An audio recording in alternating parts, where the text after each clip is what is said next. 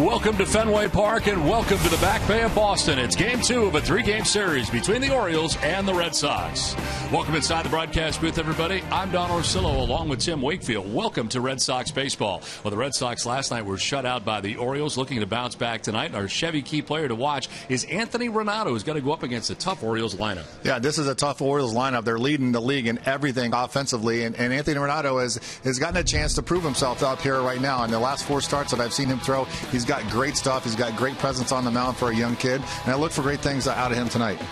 Allowed first inning runs so far this year, 0 of them. He has had good starts and hopes to have another one here tonight as the Red Sox look to bounce back. Have to do so against Chris Tillman, who's had a very good year for the Baltimore Orioles. Tillman on the season is 11-5 with a 3.40 earned run average, about to make his 31st start of the year. The Red Sox and Orioles are coming your way next from Fenway.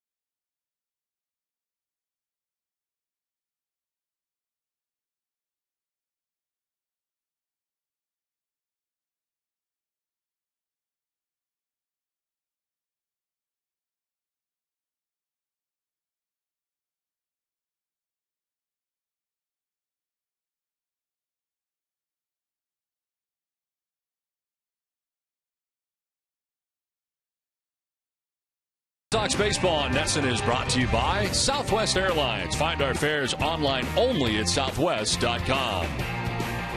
Welcome back to Fenway Park as we get ready for Game 2 of the 3-game series between the Red Sox and the Orioles.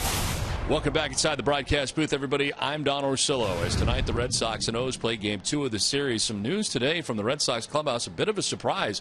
Dustin Pedroia is out of the lineup tonight and for the foreseeable future, as it turns out. For the 2nd year in a row, he injured his hand to begin the year on opening day. It's been a nagging injury all year and may explain why some of the power numbers for Dustin and offense has been gone for much of the year. With more on this very topic and to talk about the Red Sox second baseman, here's Gary Streisky. Yeah, Don, throughout this season, the defense not in question whatsoever by the Gold Glove second baseman. If it's that offense that you're talking about, and the lack of power, unfortunately, for Dustin Pedroia, that had some cause for a concern. So, unfortunately, today he had an MRI which showed a little bit of inflammation in that left wrist and hand area. Potentially could be shut down for the rest of the season, but that's going to be hard if it's up to Pedroia, according to John Farrell, as he explains in our Geico quote of the day. With Dustin, it gets to the point of kind of taking the decision out of his hands because he does want to continue to play. It hasn't been determined if he were to continue to play, does it create more or does it put him at further risk? I don't think the medical staff is saying that he's at further risk. It's just to the point where the discomfort is there. And we're taking some time now to just gather all the information and lay out the best plan going forward for him. His long-term health is the most important thing, and that will always be kept in the forefront. Yeah, you got to wonder with just 18 games remaining in this season if it's just best to let Pedroia rest and start beginning to get ready for the 2015 season. In the meantime, Jamiel Weeks will get the start at second base tonight. John Farrell saying Brock Holt will likely take over the majority of the second base duty when he comes back from being sick over the course of this last couple days. He's likely to return during the Kansas City trip. Don? All right, Gary, thanks very much. Well, tonight the Red Sox looking to bounce back here against the first-place O's. First pitch is next from Fenway.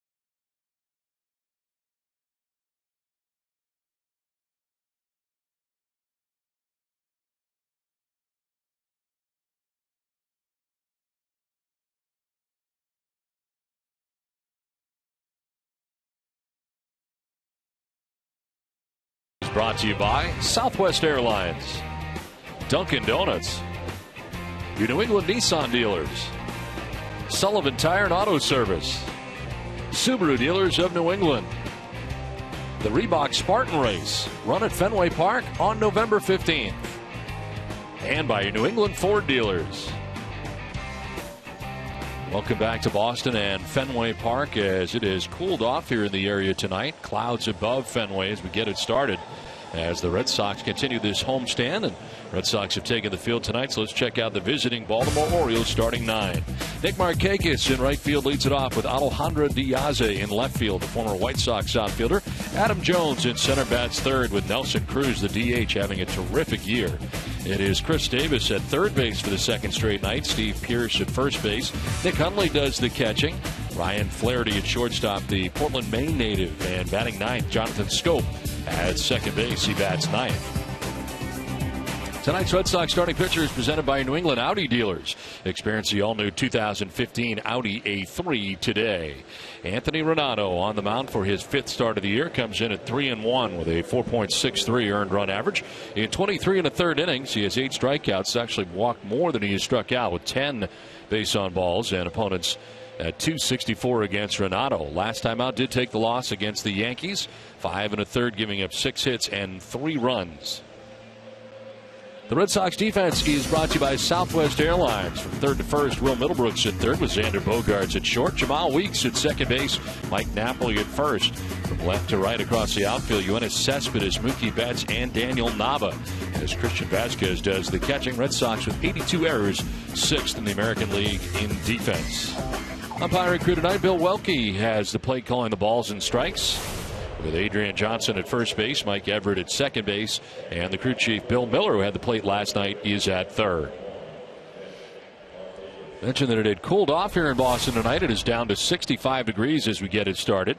Breeze in from center at 10 miles per hour, and the forecast partly cloudy for the remainder of the night. Don Orso along with Tim Wakefield and Gary Streisky from Fenway Park as we get it started, and Nick Markakis standing in. Leading it off for the O's, hitting at .277, 12 homers and 44 runs batted in. Wake, you take a look at this Orioles lineup and top to bottom, it is very good. Yeah, it's very deep from top to bottom. And the main three guys you got to stay away from is the 3, 4, and 5 hitters. Adam Jones, Nelson Cruz, and Chris Davis. They have a combined 80 homers this year. So those are the top 3 hitters, I think, in their lineup, and as well as they're leading the world in every offensive category. And you take a look at what Nelson Cruz has been able to accomplish this season. A terrific pickup for not a lot of money for the Orioles. They kind of took a flyer on him. They did, and it paid off for him. You know, I got to attribute their success to Dan Duquette. He's done a great job of going out and getting guys like Nelson Cruz after serving a 50-game suspension, not knowing he would be as sharp as he was. But, it's a tribute to Nelson Cruz getting healthy and showing and proving to everybody that he could play the game without being the steroids attached to him. Well, Nick Markakis has had a good year in the top spot for the O's.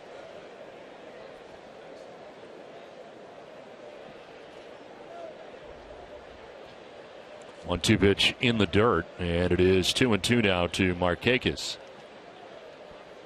Markakis will be a free agent at the end of the year, a guy who's been with the Orioles a long time and sliding into this leadoff spot for Baltimore.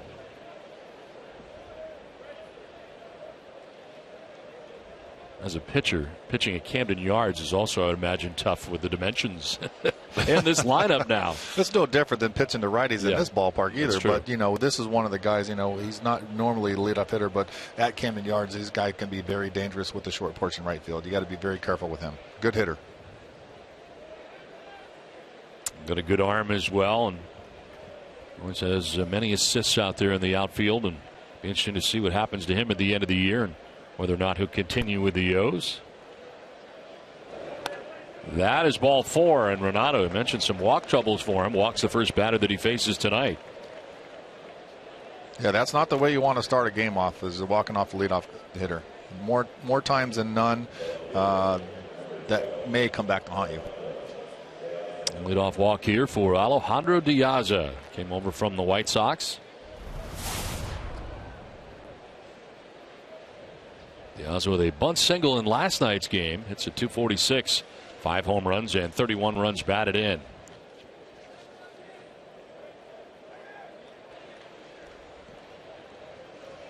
Rides a 4-game hitting streak coming into tonight's action, hitting at .313.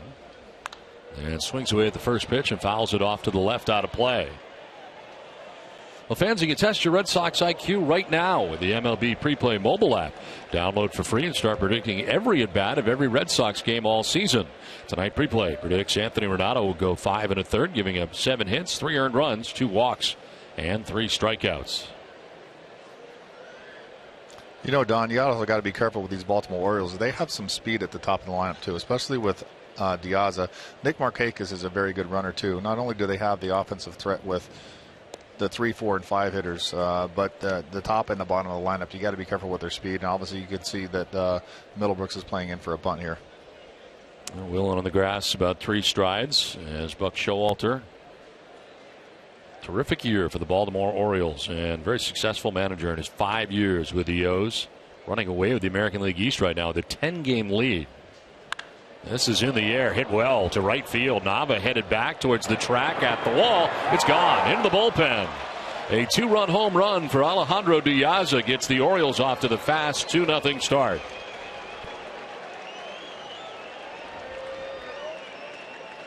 We talked about all the home runs, and Diaz, really a newcomer to the Orioles, and he adds some pop here. That's something that you don't expect out of your number 2 hitters, to go deep, especially to right field here in Fenway Park. But when you leave a fastball right down the middle of the plate to any hitter, they have a chance to really put some damage on the board. Diaz did that with a 2-run homer. Nava and Betts going back, but into the bullpen, and the Orioles off to the fast start tonight on top 2-0. 6th home run of the year for Alejandro Diaz. Adam Jones, the batter, doesn't get any easier here. The all-star center fielder.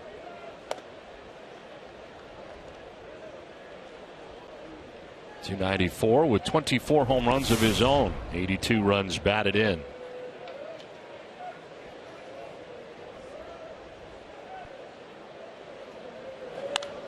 Jones will pop it up, foul ground as Vasquez coming back, but the wind will give it a push, and it's well back onto the screen, out of play. Enjoy the rich taste of Farmhouse Blend coffee from Cumberland Farms. It's made from 100% Arabica coffee for the perfect balance of aroma, body, and taste. Stop in today for a cup of do-it-yourself coffee perfection for only 99 cents, any size. So a walk and a home run, and quickly Baltimore on top 2-0.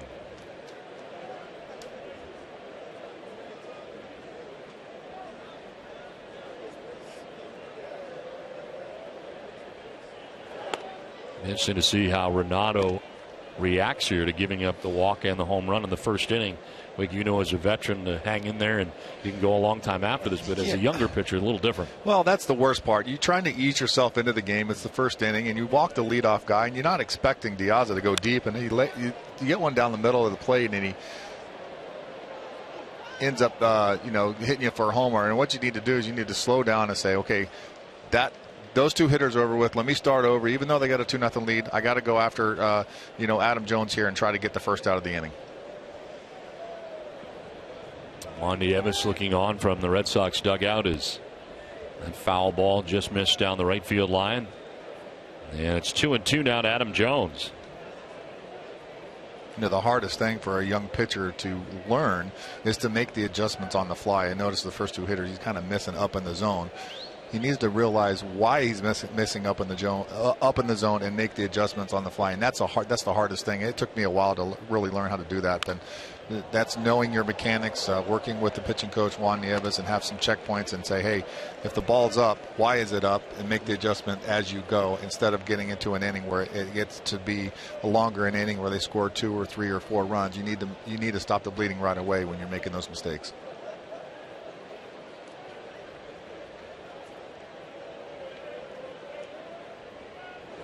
Jones with a swing and a miss. That was up, but he gets it by him. The fastball and a strikeout for out number 1.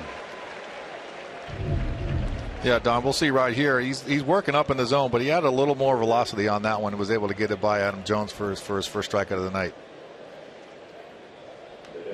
If you're going to miss out of the strike zone for sure.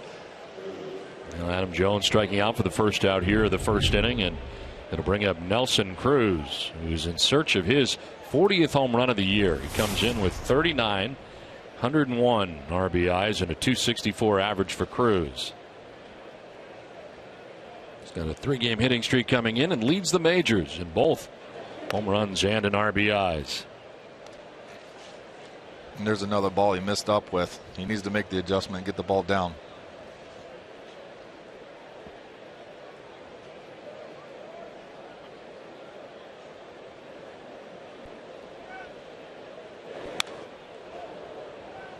And ended up right down the middle, but fouled back 1-1. Fastball at 91.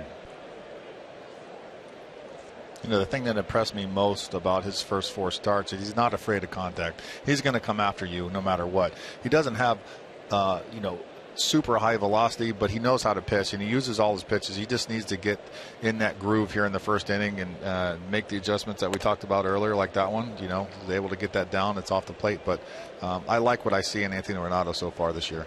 John Farrell's talked a lot about his poise and mound presence, and I guess that goes a long way. And we talk about that as veterans. We see a young kid come up and have the presence like Clay Buchholz did when he first got here. I see the same similarities in Anthony Renato, that he was able to make the adjustments on the fly and, make the pitches when he needs to make them. Fair ball down the right field line into the corner. Nava digs it out, and into second base goes Cruz. Second hit of the inning. This is a double with 1 down for Nelson Cruz.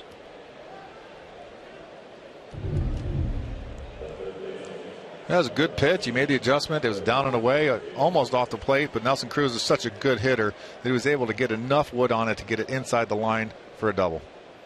Virtually no foul ground down there, and that barely fair, but rolls around to the corner, and Nava got it back in, but Cruz at second base with 1 down. Boy, that was close. Kicked up some chalk.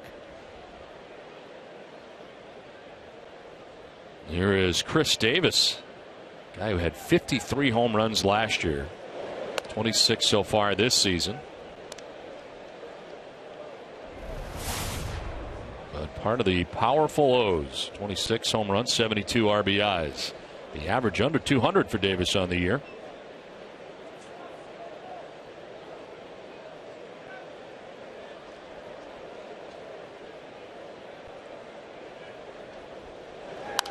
Amazing part of the Orioles kind of running away with the American League East now without Matt Wieters, without Manny Machado. Yeah, that's amazing. You know, with those two guys at this lineup, it makes it even deeper. But they've been able to do exactly what the Red Sox did last year.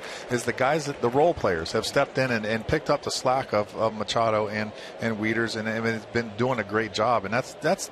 You know, it doesn't take the 9 guys that are on the field every night. It takes the 25 guys on the roster to win a championship, and the Orioles have done that so far this year. What's this one? Foul off to the left, out of play.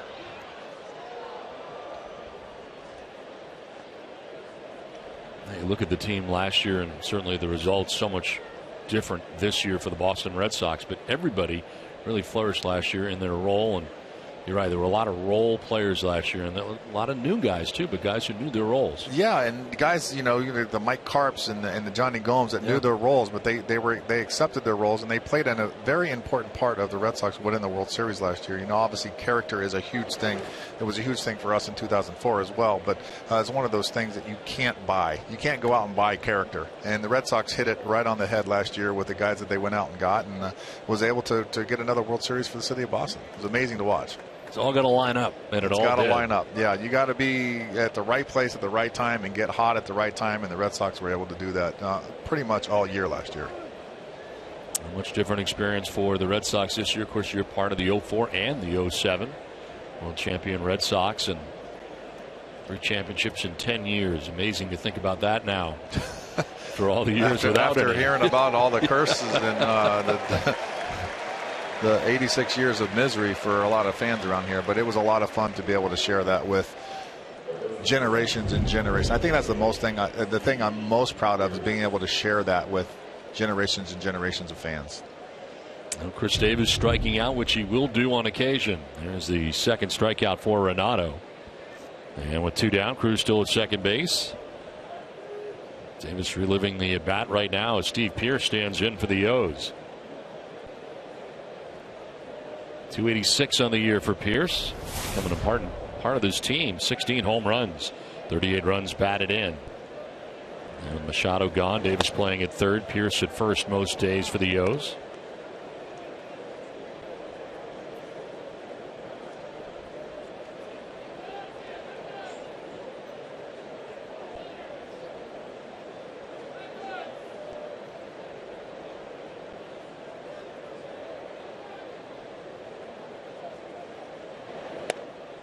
In there for a strike, and it's 1-1.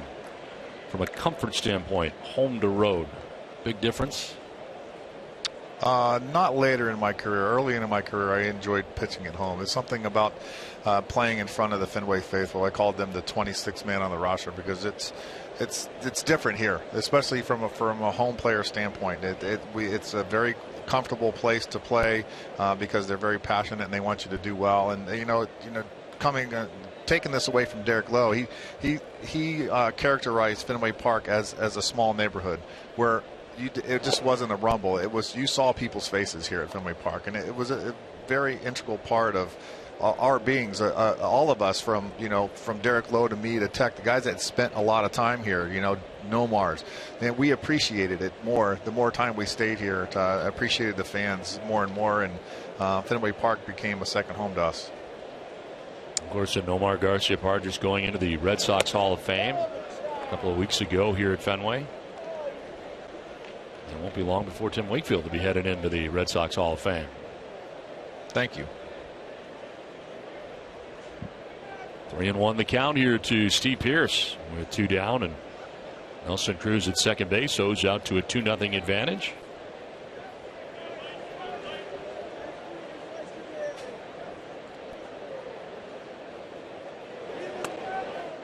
And it's ball 4 down to first base. That was close. Second walk given up by Renato of the inning. Did you know Fenway Park hosts more than just Red Sox games, sporting events, and concerts? Fenway Park has a variety of unique spaces to host your next holiday party, meeting, or special family event. Visit redsox.com/events or call 617-226-6791 to book your Fenway Park event today.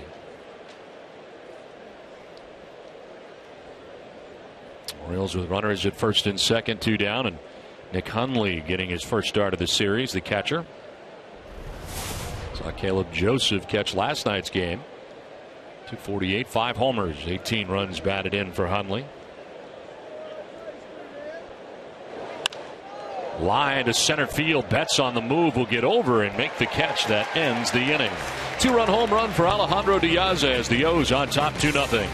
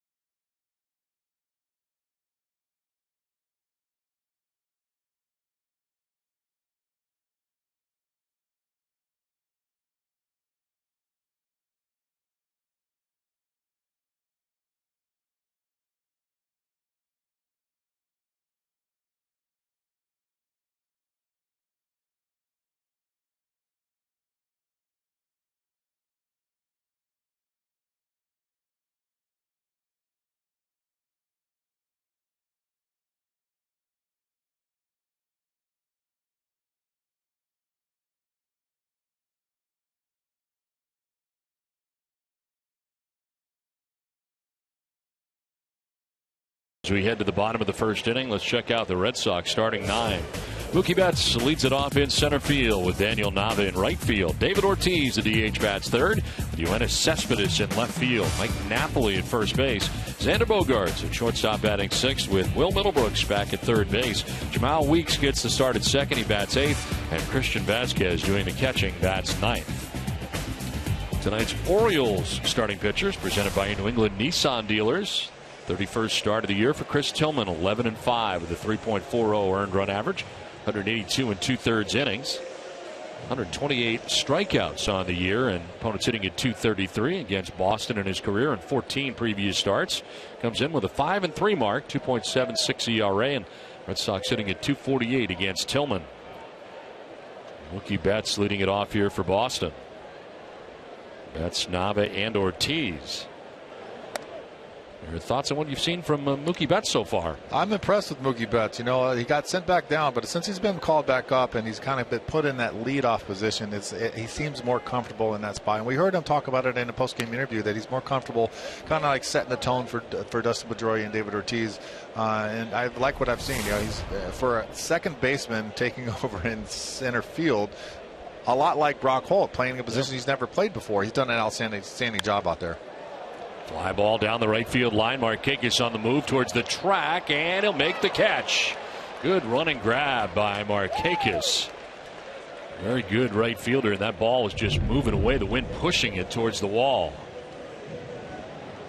You know, right field at Fenway Park probably is the toughest outfield position in all of baseball, and Nick Markakis has been roaming that area for a while now for the Baltimore Orioles. That's a tough play to make right there. So Markakis makes the grab for the first out here in the bottom of the first inning, and it brings up Daniel Nava. Nava hitting at .260 coming in. 3 homers and 23 runs batted in.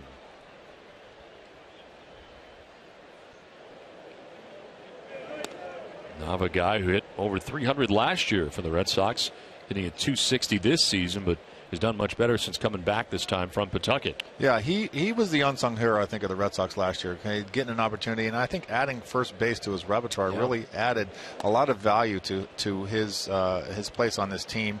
He was able to hit over 300 for the first time and stayed here almost all year. This year was a different story. I don't know what had happened.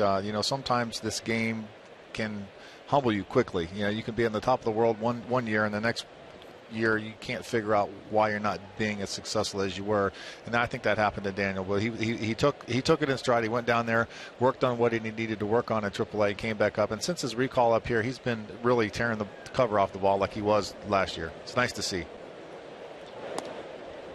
It was kind of a feel-good story, to say the least. Of course, the last year coming to spring training, wasn't sure he was going to make the team or not. Right. Brought his first base glove, said we're going to try you there, and it worked out, and ended up playing there quite a bit. Absolutely, like I said, that was a valuable asset that he just put into his belt, that he can play in multiple positions. Not only can he play all 3 outfield positions, but he added first base to his repertoire, and I think that helped him make the team last year.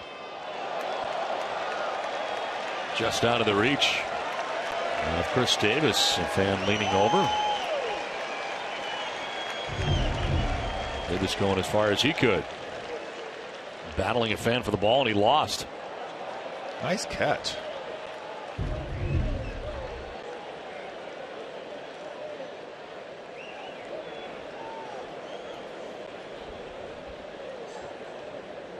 Full count now to Daniel Nava with 1 down.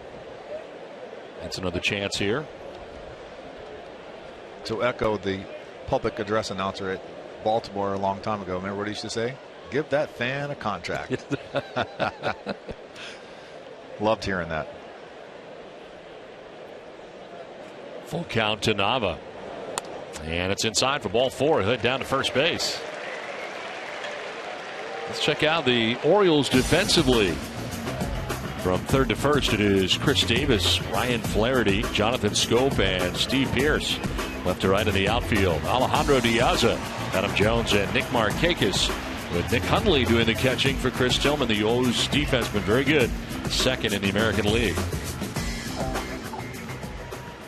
They always talk about pitching and defense will win you a lot of games.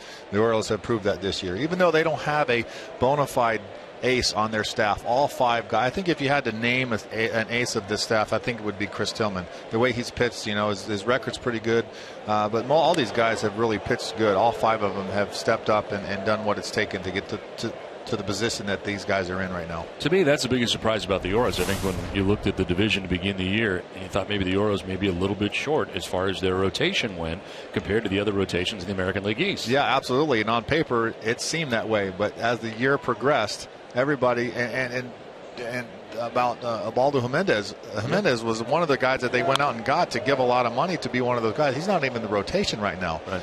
And what they've done with their bullpen has been outstanding. Well, obviously, they got Andrew Miller to help shore up that back end of the bullpen. He's done a tremendous job. But we saw Tommy Hunter come in last night throwing 97, 98 miles an hour. And then it's kind of a bullpen by committee for these guys, and it's worked. Normally that kind of thing doesn't work, but it's worked. With Britton being a closer as a lefty, it's turned out really, really good for the Baltimore Orioles. 1-2 pitch here to David Ortiz. Shift on in the infield, and Big Papi will foul it off to the left out of play. Well, don't miss the tradition honoring Tim Wakefield, Teddy Bruschi, Patrice Bergeron, and other legends of Boston sports. This annual fundraising gala returns to the TD Garden on September 17th. Proceeds benefit the nonprofit Sports Museum. For tickets or to learn about sponsorship opportunities, visit thesportsmuseum.org. So I guess I know where you're going to be September 17th. It's next week. 2 pitches low and taken off for second is Nava. He's going to be out. Ooh. Took a chance on a ball in the dirt, broke right away, and he's thrown out by Hundley. Good aggressive base running here. Unfortunately, the ball happened to bounce right back up to Hundley. He was able to pick it up and throw a perfect strike to second base and get Nava. It was 2-6 on the put out for the second out of the inning. Did he tag him there? They're not going to ask for a replay this early in the game. Good slide. Did the swim move? The swim move. Another look here and see whether or not he did. Oh, yeah, they got him on the left leg. 1-2 the count to Ortiz. 2 down here in the bottom of the first inning. Now they back up the shift on the right side with a runner out at first base. Don't need to worry about the double play anymore. So scope out at short right field and bring Chris Davis, the third baseman, to the right side of the infield in the shift.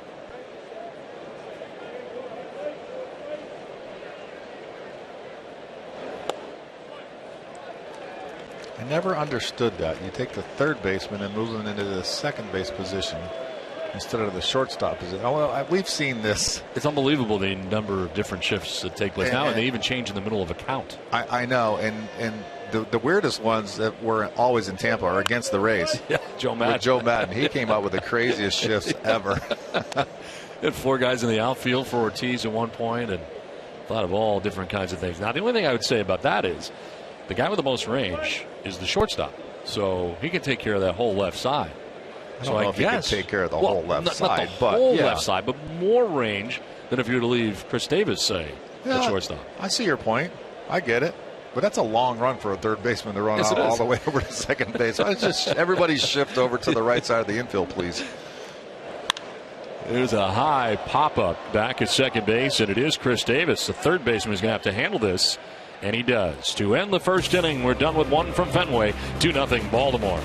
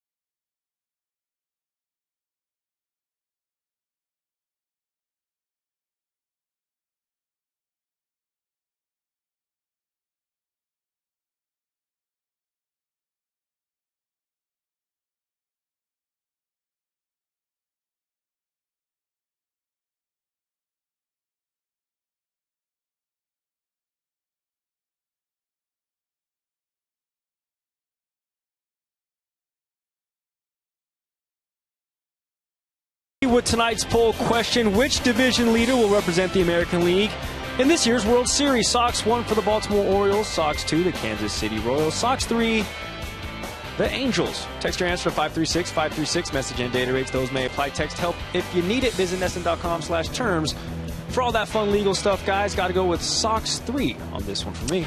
Yeah, I'm with you, Gary, on that. They are certainly the deepest, and their pitching is good, but you never know. When you get in the playoffs, anything can happen. I agree with you. I like the Angels' chances, but I'd love to see the Kansas City Royals actually get there. You know, it means a lot. Ever since the economic difference in baseball, Kansas City has been one of those teams that's never really made it back. But it'd be nice to see them get back to the World Series since the 86, 84, 85, somewhere around there. Well, it has been a long time as Flaherty flies out to the warning track in right field to Nava for the first out of the inning.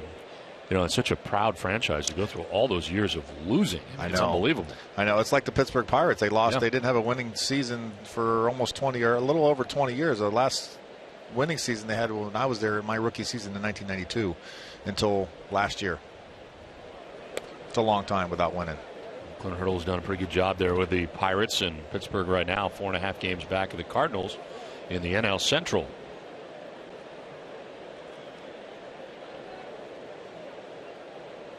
Pittsburgh right now would be in a wild card spot if the season ended today. This is popped up. Foul ground. Vasquez coming back. And he'll make the catch for the second out of the second inning as Jonathan Scope fouls out. 2 down. It's been a total of 28 years since the Kansas City Royals were in the postseason. Wow. That long. Yes, sir. Wow. Yeah, I can remember when I was a kid watching like even Brett Saberhagen, Frank White, George Brett, Willie Wilson. Oh, I forgot about that. Yeah, they had a speedy outfield, boy, and then playing on that turf, that was really cool. I remember them playing the Cardinals. I guess that was in '82 or '83. Amazing series. 2 down in the inning. Nick Markakis takes strike one. Did I say Saberhagen? Saberhagen was on that staff. I think that was his rookie season. Tom Gordon. Yep. All guys you played with in the end. Played with those two guys. It's amazing. 28 years since they've been to the postseason. And Frank White was on the coaching staff when you were here? Frank White was on the coaching staff when I was here, correct.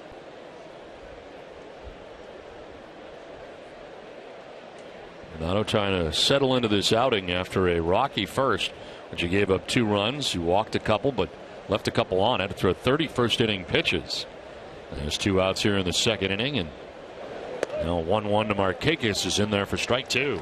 I think that's one thing you want to stay away from is the pitch count per inning. 30 pitches in the first inning is not a way to start a game, but he's made the adjustments. I see the ball is down a little better now.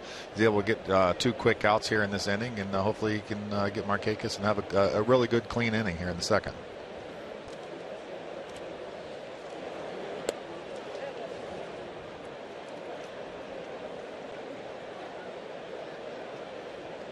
Alejandro Diaz, the difference in this game as he waits on deck. He hit a 2-run home run in the first inning. 6th home run of the year combined between Chicago and Baltimore.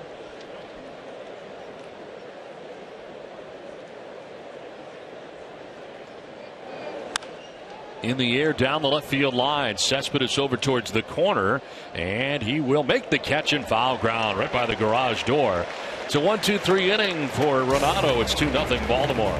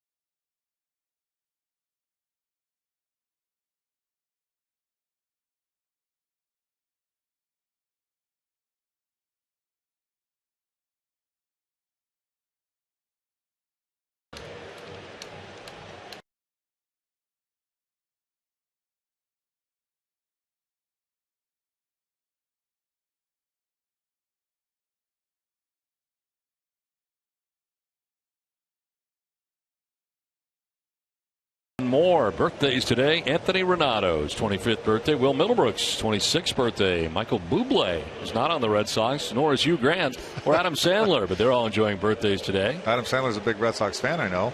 I didn't know he's 48 years old, Adam Sandler. Yeah, what's wrong with that? No, I didn't know what. Wasn't really sure. That's my age. I know, but I wasn't really sure. Surprised that he's 48. Like 48's a bad age. No, it's not a bad age. I just didn't know. Well, you're over 50 now, aren't you? No. I'm younger than you, boss. As we play along to the bottom of the second inning. Yoenis Cespedes, Mike Napoli, and Xander Bogaerts over 50. Cut it out. Just basing it on looks. Cespedes will take a pitch for ball one. 264 with 21 home runs, 94 runs batted in.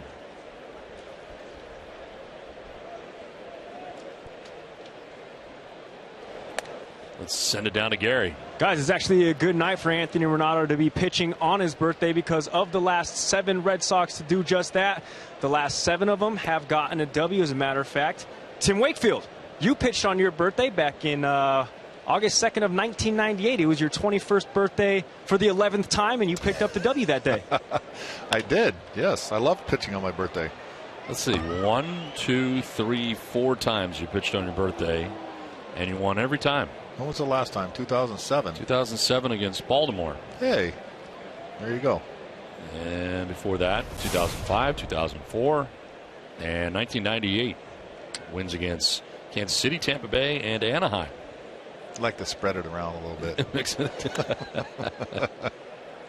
That's pretty good.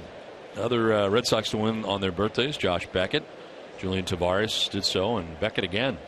You 4 times on your birthday. Just means I played here for a long time to get that pitch on my birthday. 4 out of 17 years, right? Spent in a Red Sox uniform. This is the short. Ryan Flaherty in time at first base to get Cespedes for the first out of the second inning. Berkshire Bank, America's most exciting bank. Visit berkshirebank.com or one of our locations in New England, New York, to discover how big bank resources combined with small bank attention can help find your exciting moments. Life is exciting. Let Berkshire Bank help. 1 down in the second inning for Mike Napoli.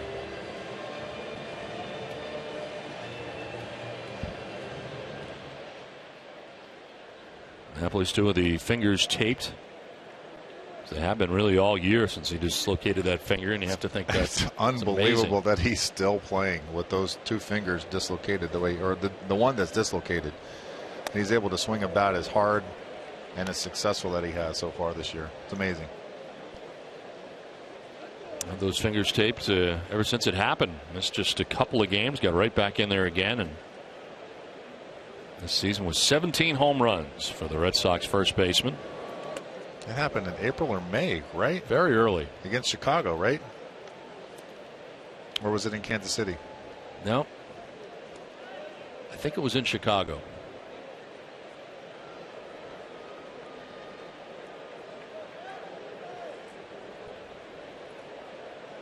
One pitch to Napoli. In the air, foul down the right field line, out of play. Win your share of $50,000 in cash and prizes at Foxwoods Resort Casino. Earn entries starting September 2nd. $50,000 cash sweeps on September 27th. Foxwoods is an official sponsor of the Boston Red Sox. It was April 15th in Chicago. See, that was April. Wow. Line to right. Markakis diving forward to make the catch. Another good grab from Markakis. He has been terrific again tonight. Robs Napoli of a base hit. Yeah, it was a great play by Markakis. Like I said earlier, he's been playing right field. This is the toughest right field because it's so deep. You don't really know how deep you want to play here, but he was able to get a good jump on this ball, come in and make a great diving catch. Pitcher's best friend. Won a Gold Glove in 2011. Another solid defensive season for Markakis. He handles out number 2, and here's Xander Bogaerts.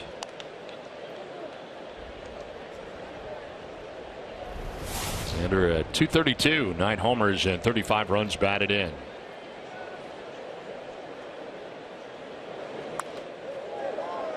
It's nice to see Xander finish off the year on a positive note. Ever since he came off that 7-day disabled list for concussion, he's been perfect. It seems like he's a little more relaxed. I think now that the season's almost over, he can relax, and it'd be good for him to go into the offseason with some confidence built like that right there. Nice base hit to left field, splitting the two on the left.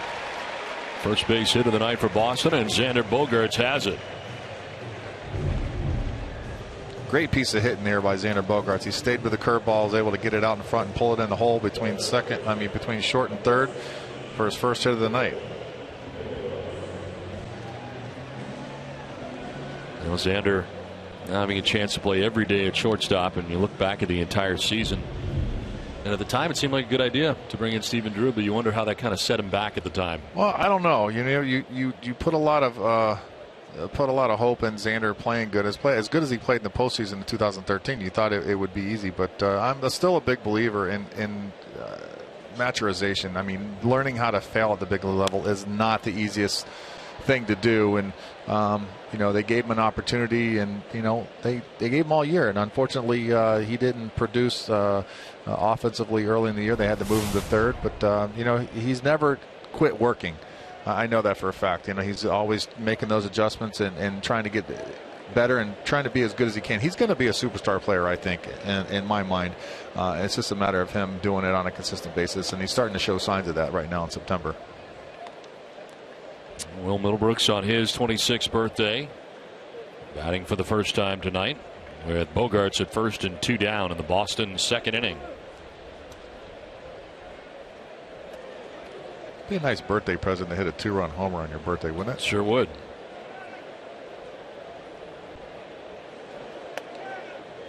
A little bit high, and it's 2-1. Middlebrooks with 2 home runs on the year so far, 18 RBIs.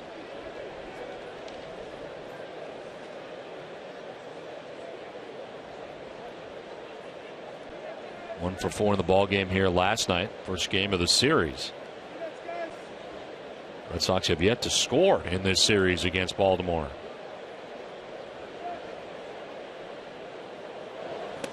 Swing and a miss, and the pitch headed downward, 2-2.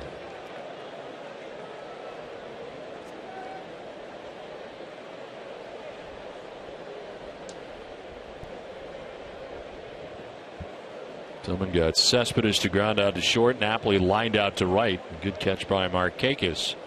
Bogaerts singles. Now a 2-2 pitch coming to Middlebrooks.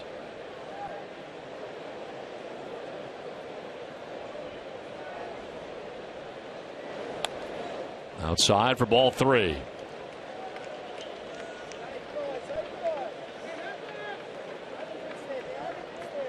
Tillman coming in with 11 wins on the year, 11-5 on the season for the O's.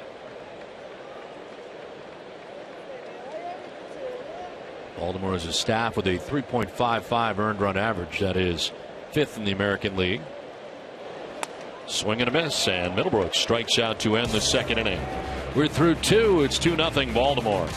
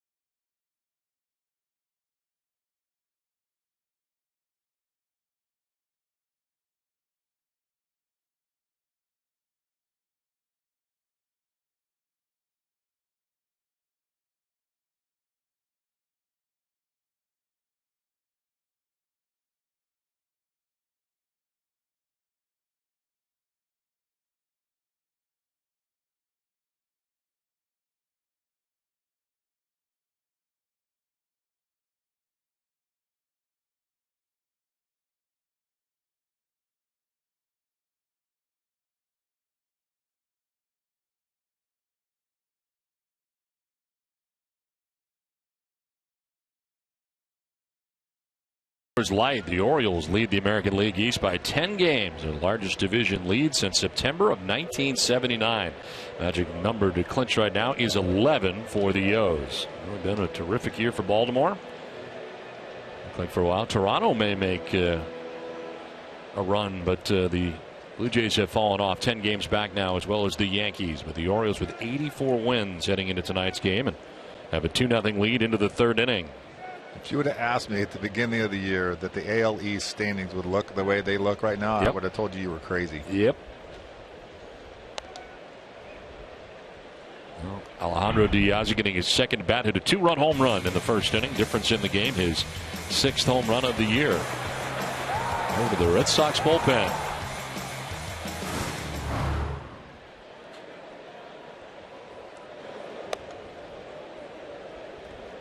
Last year, the Blue Jays expected to do big things. It didn't work out. This year, it seemed like their pitching was better, and the guys getting acclimated who had come largely from the trade from Florida had kind of settled in there a little bit, but not the case. Yeah, especially one of the guys is Mark Burley. He started off so hot. He was like 8-1 at the All-Star break, and he just kind of like falling off. Another drive to deep right field. Nava going back, and Diaz has gone deep twice. This one clears the bullpen into the bleachers. Alejandro Diaz gets his 7th home run of the year, 2nd of the night, and the Orioles take a 3-0 lead.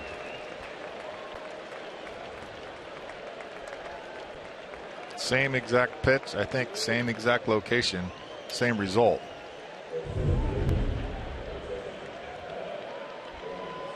That one's a little more elevated than the first one, but again, you don't expect Diaz to go deep on you like that, especially on a cool night with the wind kind of blowing in a little bit.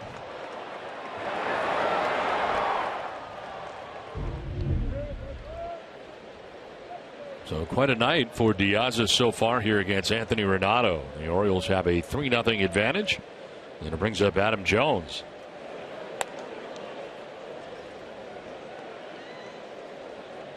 You stay in touch with R.A. Dickey during the course of the season? I do. I didn't see him his last homestand or his last start against the Red Sox, but he's been pitching so far really good. High drive to deep left, and that ball is out of here. Right up and over everything in left. Adam Jones, Alejandro Diaz going back to back, and the Orioles have a 4-0 lead.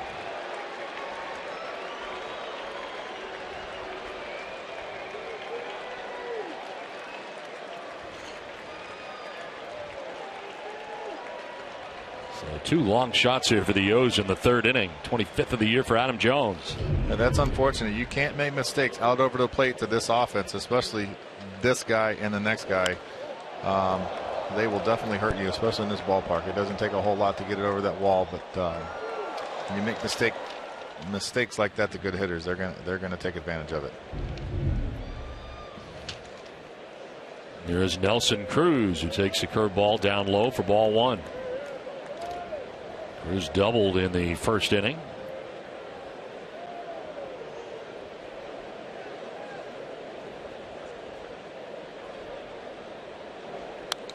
Fouls it back and evens the count at 1-1. The most popular way to follow September pennant races is with MLB.com at bat, the #1 app for live baseball. Enjoy live look-ins, replay reviews, scores, live radio broadcasts, the MLB.TV game of the day, and more. Get at bat for your smartphone, tablet, or on the App Store. Visit MLB.com.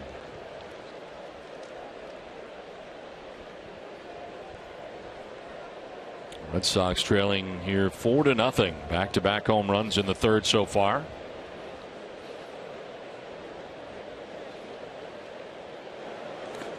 In the dirt, and it's 2-2. You know, Don, even though it's September and you're trying to get these kids a good look and get some experience, John Farrell has an important decision to make if this continues to go the way it does. He's already at 48 pitches. You don't want to ruin this guy for next year. This is the future of the Boston Red Sox, and then this guy is definitely probably going to be in the rotation next year. Yeah, you want to gain some experience and learn from his mistakes, but you also don't want to ruin his confidence going into next year or ruin his arm for next year. So it'd be interesting to see how long this lasts. If he can pitch his way out of this inning, I think he'll allow him to continue. Well, pitching line for Renato brought to you by Ace Ticket. 2+, 4 hits, 4 runs, 2 walks, 2 Ks. And about to throw his 50th pitch. He has allowed 3 home runs in this game, 2 by Alejandro Diaz. And now a solo shot for Adam Jones as they go back to back here in the third. There's a pop up in the infield right side. Weeks calls off Napoli and makes the catch for the first out of the inning. It's time for a Toyota game break in Tom Caron. TC.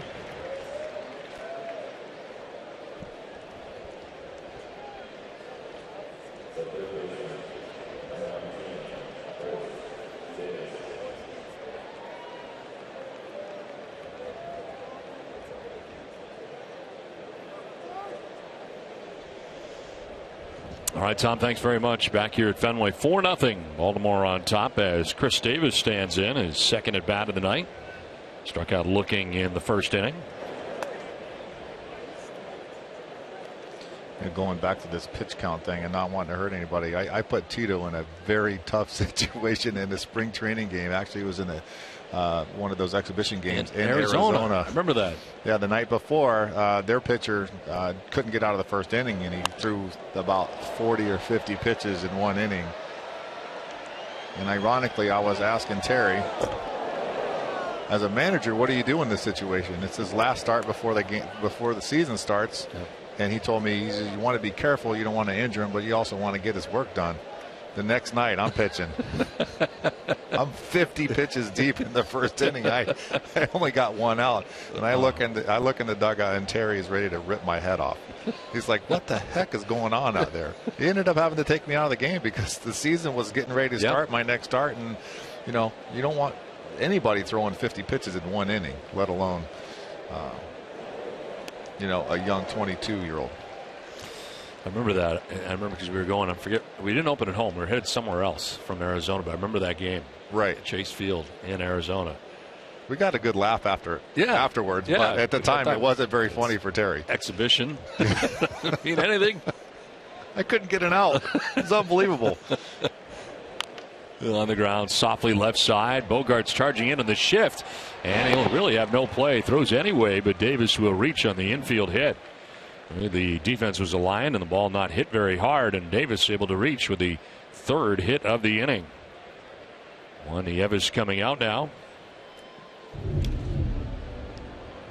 Yeah, it's just one of those softly hit ground ball, and because of the shift, Xander Bogaerts isn't able to get to it, and even though Chris Davis isn't the fleetest of foot, he was able to beat that out for a base hit.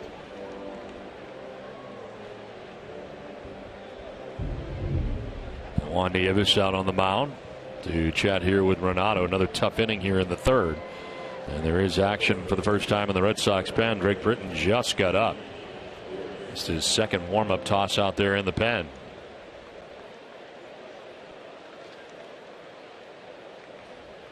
And Renato gave up 2 in the first, had a 1-2-3 second inning, but has allowed 2 so far here in the third. Here's Steve Pearce, walked in the first inning.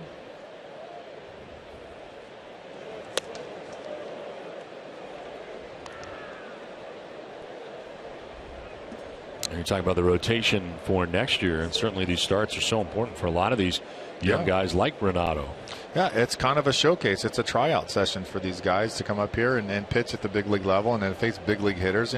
Spring training, you can't really judge. You might have a young guy like this come into a game, and you're facing the AAA or the AA guys that are in spring training because they're not starting the game. They're not starting against the top hitters of the opposing club, and it's early in spring training. Now's a good test for these young guys to come up here and get their feet wet especially against a good offense like the Baltimore Orioles. It's unfortunate that the results are the way they are right now, but I think it's a very good learning experience for Anthony Renato tonight. Ruby De La Rosa in the same conversation. Brandon Workman, some of the younger Red Sox are getting a chance to see in the rotation right now. 2 down, and Chris Davis at first base. Here is Nick Hundley lined out to center field, and Mookie Betts in the first inning.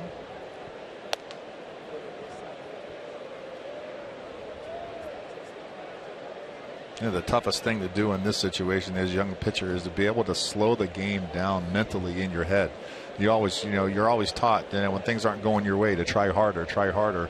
And it's just the opposite in pitching. You want to actually back off a little bit. Not that you're going to throw slower, but actually slow the game down mentally in your mind. And realize that you're always one pitch away from getting out of a jam.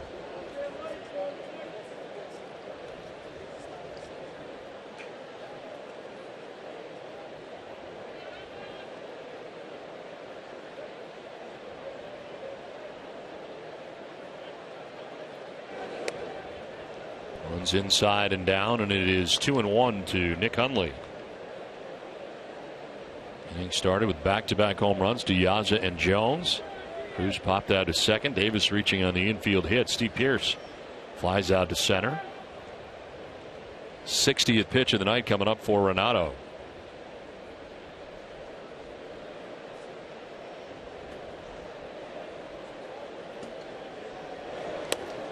And picks up the corner. Strike two.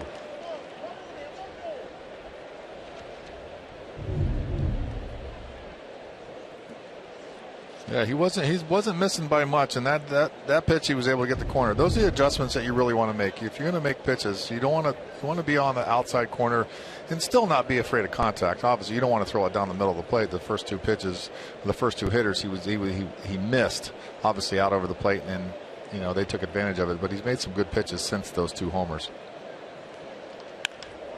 To short, Bogaerts will go to second base on the force out. That will end the inning.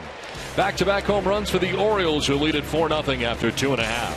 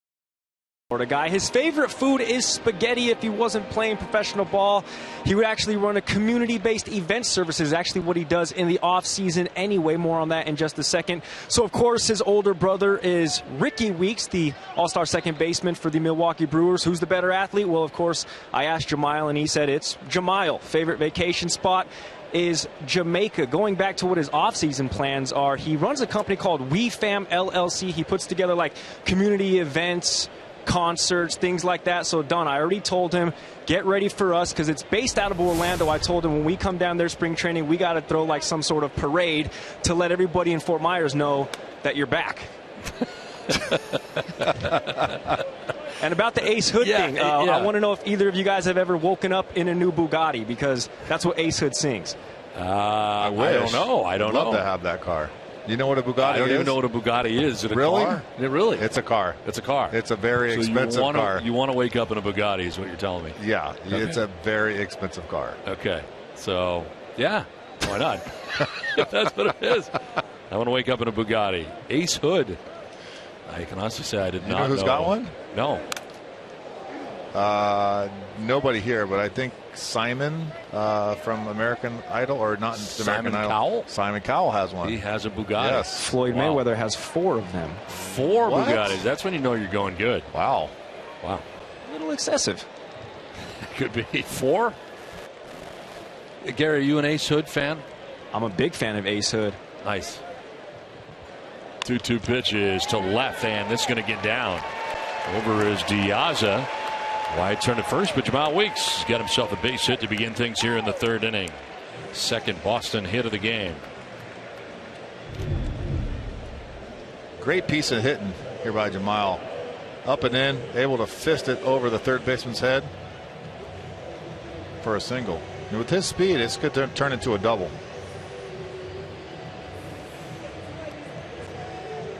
Weeks on here to begin things in the 3rd inning. Christian Vasquez coming up. Vasquez starting the night at 229 with no homers and 15 runs batted in. And last night off, David Ross getting the start last night for Boston. Go to first and back to the bag is Weeks.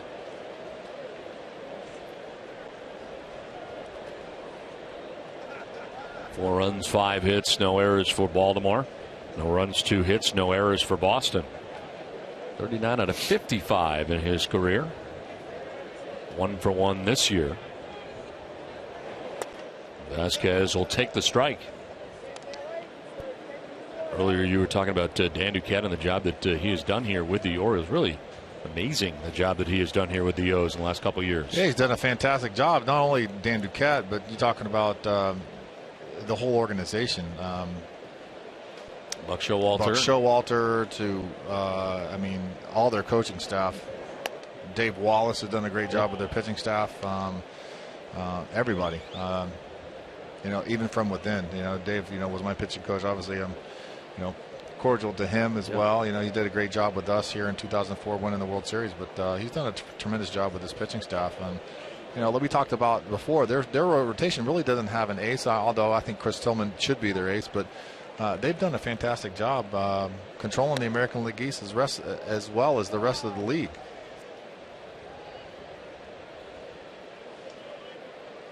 Dan, of course, the general manager when you arrived on the scene. Yeah, he's the one that actually called my agent to sign me after I got released by Pittsburgh. You know, I just had finished a 5-15 year in AAA Buffalo for the Pirates, given spring training. That was the year of the strike shortened spring training. I got 1 start.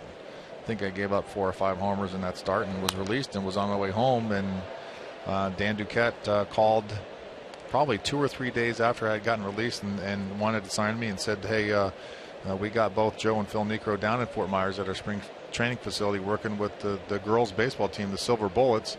Would you be willing to come down here and work with those guys for about 10 days to 2 weeks, and then we'll see where we can put you? I said absolutely. Chance to work with Hall of Famer Phil Necro and his brother Joe, 2 knuckleballers, and Dan was I attribute my success here in Boston to Dan Duquette giving me an opportunity to pitch here. And really, so many that were on the 04 team, and a lot of those guys that were Dan Duquette's guys. Absolutely, a lot of that roster was a lot of Dan Duquette's guys. You know, excuse me, Trot Nixon, Brian Daubach, the whole pitching staff was that way. They did a terrific job here, and part of that 04 championship team. 1 out, Jamal Weeks at first base, and Mookie Betts coming up. Flied out to right field in the first inning, 0 for 1. Back to the bag is Weeks.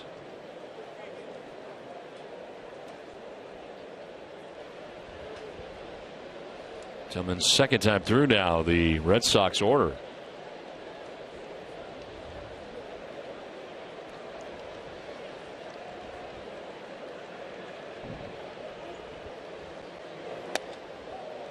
in there for a strike right at the bottom of the zone. Strikeout of Vasquez, the second K of the night for Tillman.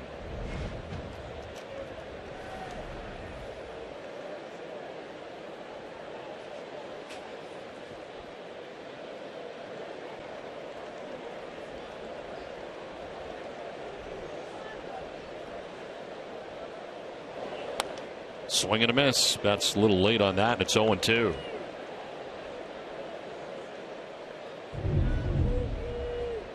Cutter from Tillman.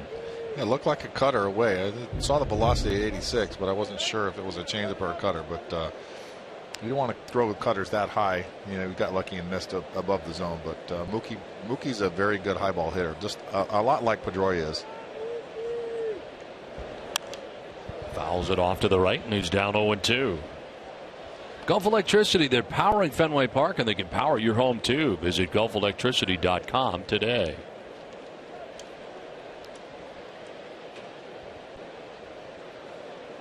One on, one out here in the Boston third inning. The Orioles on top 4-0.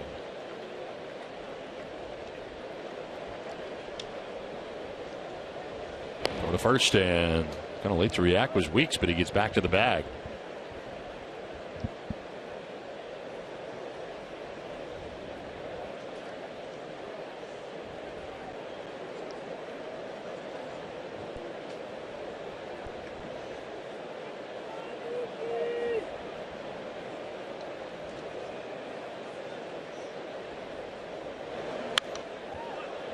Foul off to the right, out of play.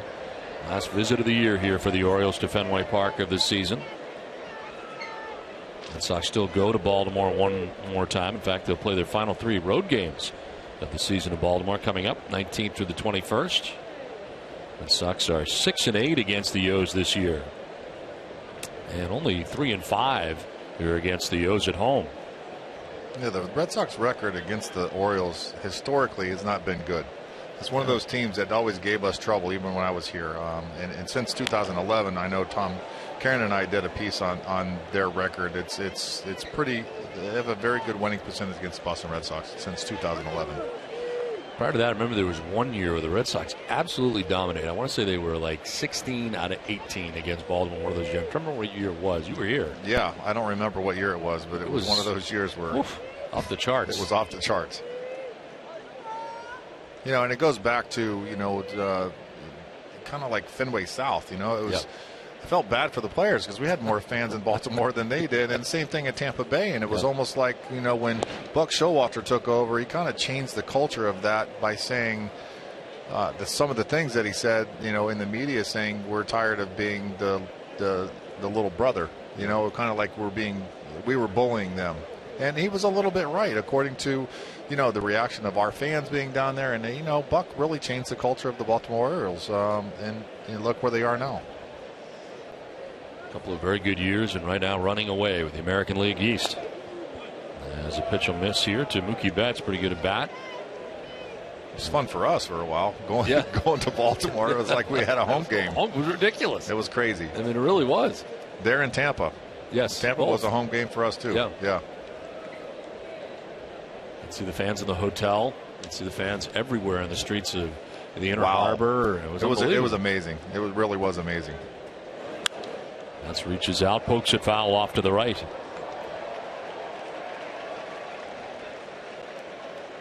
I remember Manny Ramirez's 500th home run in Baltimore and hearing the crowd and trying to figure out where you are. I mean, you forget. Yeah. You're on the road. Yeah, you're on the road. The only thing I remember about Manny in Baltimore is the high five he gave the guy in the stands in left field and threw a guy out at first afterwards. Made the catch, high five, threw it in for a double play. Unbelievable. Swing and a miss, and Boots. He strikes out here, 2 down in the inning. This is a third K for Tillman. Well, this is a great at bat by Mookie Betts, and then unfortunately on the 8th pitch there, Chris Tillman was able to get one by him. Great at bat, though. So 2 down here in the inning, and Jamal Weeks at first base as Daniel Nava's coming up. A walk for Nava in the first inning.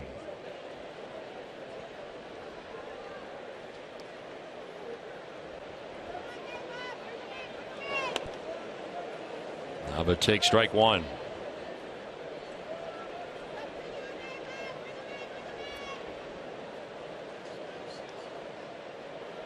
That was close. It was 15-3, and it was in 2006 against the O's. We were 15-3 against them. Yep. That's amazing. To left field. Diaz is not going to get this. It gets down back to the track on the wall. Jamal Weeks going to be held up at third base. Into second base with a double goes Nava. And the Red Sox have runners at second and third with two down. Great piece of hitting here by Daniel Nava, being able to stay with this ball in the outer part of the plate and take it to left field for a double. That's what made him so good last year, is being able to do that with pitches on the outer part of the plate, is going the other way with him.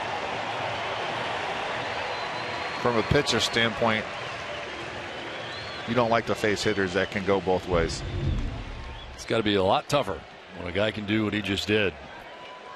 So second and third, two down, and David Ortiz, the batter, into the shift go the O's on the right side. Chance here for Big Papi to do some damage. He can drive these runners in. He could get his 100th RBI of the year. He's at 98 right now with runners at second and third and two down. Can also get his 33rd home run and pull this to within a one-run game in the third inning. That'd be a great one. Even better. Even better. I'm calling it.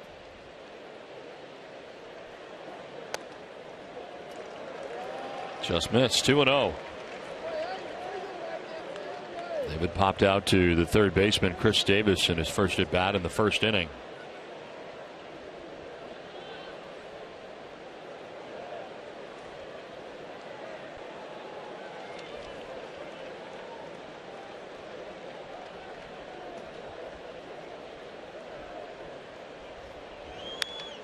Fouls it back. School is back in session, but specially priced Red Sox tickets for students are still available for every Sox game. Tickets start at just $9, so go to redsox.com/student to take advantage of this great offer today. Red Sox have runners at second and third, two down here in the third inning.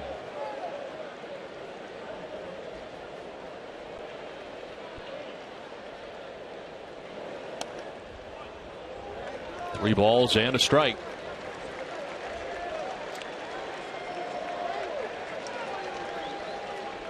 Yoenis Cespedes waiting on deck. Jamal Weeks at third base. Daniel Nava at second base. Two down here in the bottom of the third inning. On the ground, foul, and a full count now.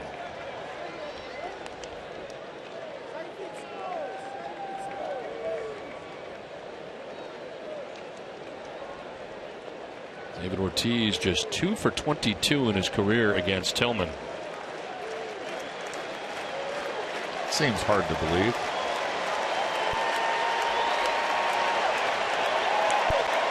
Well, a change out right now. As he backs out.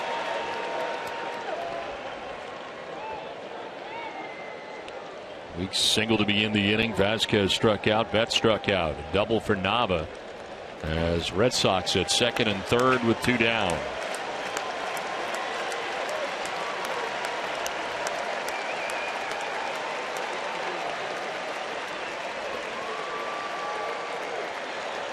Ortiz fouls it back. Not a bad pitch right there for him to work with. That was close. Just up enough for Tillman, for David Ortiz to foul this off. Wow. Could have been 502 feet.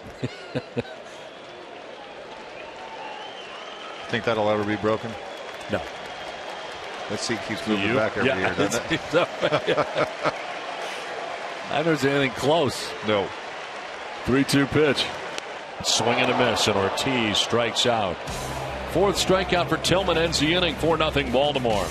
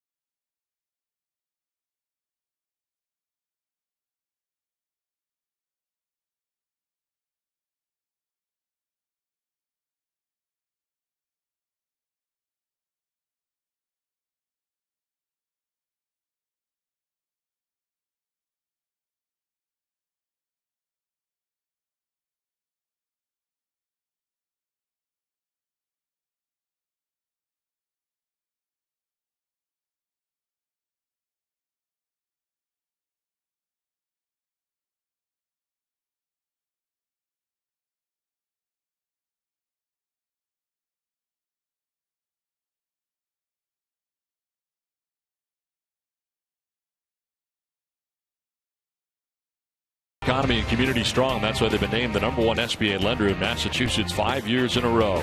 Eastern Bank, here, you're first. We're back in Boston, where we head into the 4th inning. It's 4-0. Baltimore on top of Boston. Red Sox just with a pretty good opportunity there in the bottom of the 3rd inning, but Tillman pitches his way out of it, ends up striking out the side, but Red Sox leave runners at 2nd and 3rd. Here's Ryan Flaherty to lead it off here in the 4th inning. Went out to the warning track in right field, but Nava made the catch.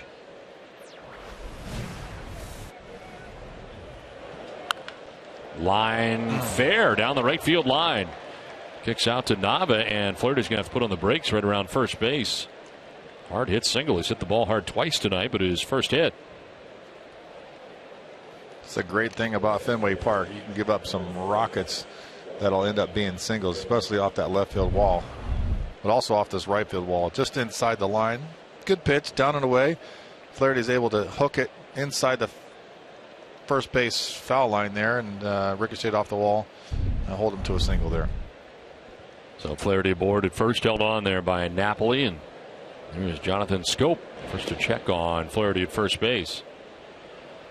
You're hoping that Renato is coming back out again, and he does come back out for this inning. It's nice to see him, maybe give him another chance to have a clean inning here, but obviously I see Britton's up quickly in the bullpen. You don't want to injure Renato going into next year or even his next start, so for precautionary reasons they got somebody up in the bullpen. In there for a strike to Scope. Scope fouled out to the catcher Christian Vazquez in the 2nd inning. There's John Farrell with the September call-ups. Plenty of options out there in the pen for him.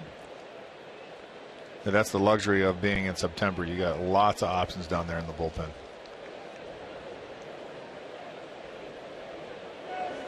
What do you think of adding so many guys in September? I mean, do you think that's, I know it's a rule, it's not going to go away, but I mean, it is. I was talking to John Farrell about that the other day. I don't like it so much, especially for teams that are vying for postseason play. I think it should be, and this is John's idea too, is have a set rotating 25. Yeah, where you like can hockey. take like hockey. Yeah, the 25 guys that you put on the roster that night are eligible to play, and you can add and subtract guys every day. Yep, no matter what. Healthy so scratches. your 4 or 5 starters, if the Red Sox are going with a 6-man rotation right now, they can take their other 5 starters and take them off and have extra position players to help out in that case. I think it adds too much advantage for other teams to take advantage. The teams that are not in the race to take advantage of knocking a top place team out of place. To me, you play under one set of rules for 5 months, and then all of a sudden it doesn't make much sense to me to change this set of rules for 1 month. I agree with that wholeheartedly. It's been that way since I've been playing, and will it change? I don't know. I think Major League Baseball needs to look at it as a possibility. Middlebrooks coming down from third base into foul ground and staggers a little bit, makes the catch for the first out of the 4th inning. Scope retired, and here comes John Farrell. So on the out, he is headed out to get Renato, it appears, with Drake Britton ready to go in the pen. Well, not the way Renato wanted to celebrate his birthday here tonight at Fenway Park. Hands the baseball off. The pitching change from Fenway. Baltimore on top 4-0. Drake Britton coming in.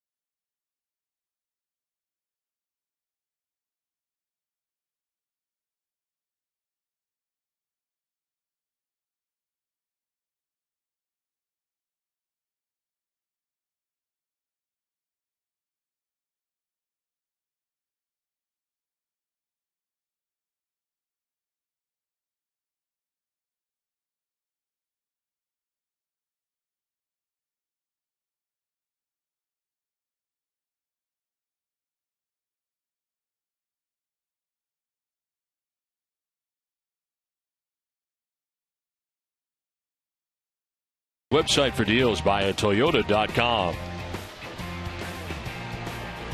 Back at Fenway Park, where the Orioles have a 4-0 lead with one out here in the top half of the fourth inning and a runner at first. This call to the bullpen is brought to you by New England Ford dealers. The end of the game is Drake Britton. He had been warming up last inning, back up again and into the game. And 45 games for the Pawtucket Red Sox this year, 2-3 with a 5.86 earned run average. Ended up walking more than he struck out, 38 walks to 37 Ks. Opponent sitting at 326 against Britton in the International League this year. Knocked down by Napoli, almost got away.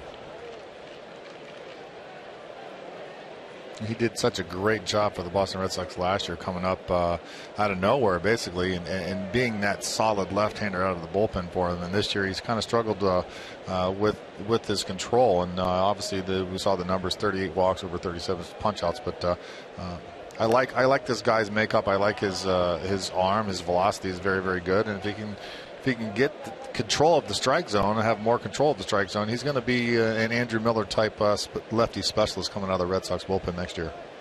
Now, this year kind of a disappointing year from a development standpoint, where, as you mentioned, he was so good last year, and was disappointed being left off the playoff roster there for a while, and then this year not making the team out of spring training, and then as it worked out, really didn't come back until late in the year. Yeah, it's unfortunate, but things like that happen in baseball. It's one of those situations where no matter how good your year is, you have to keep proving yourself year after year.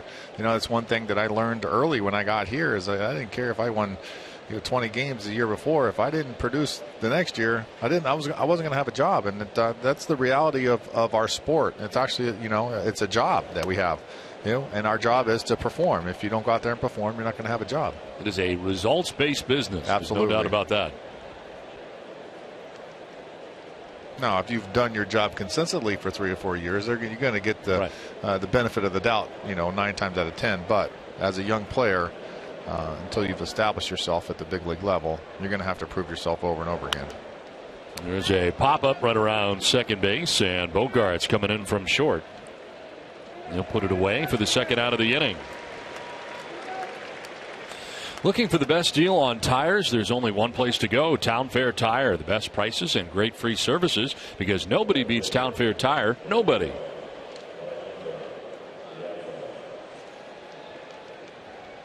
Two down, Flaherty at first base, and Alejandro Diaz coming up. He's had quite a night already. A 2-run home run in the first inning. A solo shot in the third inning.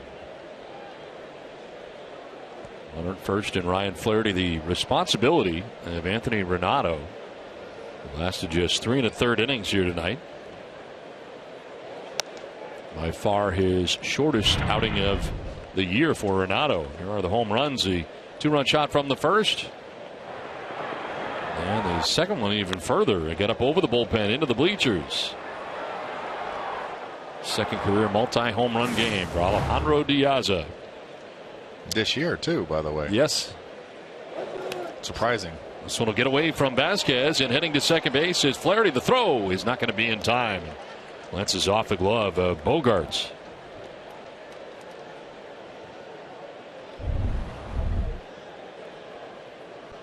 Pass ball charged to Vasquez. What happened on that one? Not used to seeing that from Vasquez. Yeah, I don't.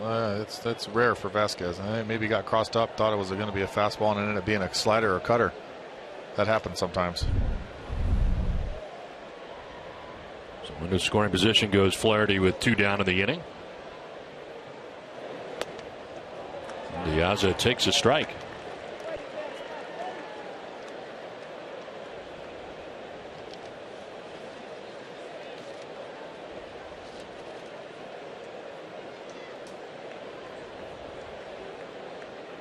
Drake Britton last year making his major league debut with the Red Sox July 20th. Spent the rest of the year with the team, a 3.86 ERA. 18 total games, all in relief.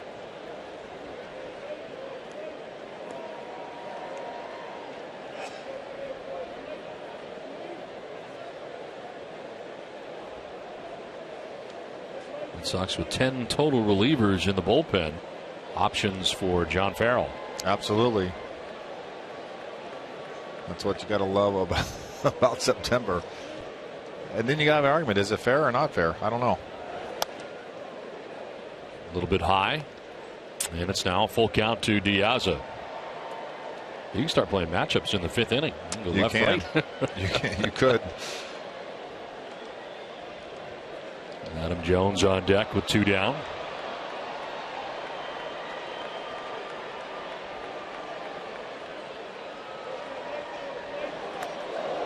Down goes Diaza on a pitch inside, and he loses him. So down to first base on the walk with 2 outs in the inning.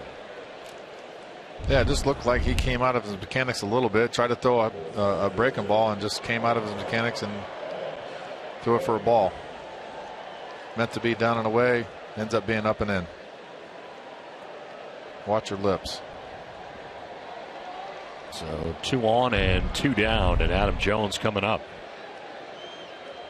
Struck out swinging in the 1st inning, homered in the 3rd.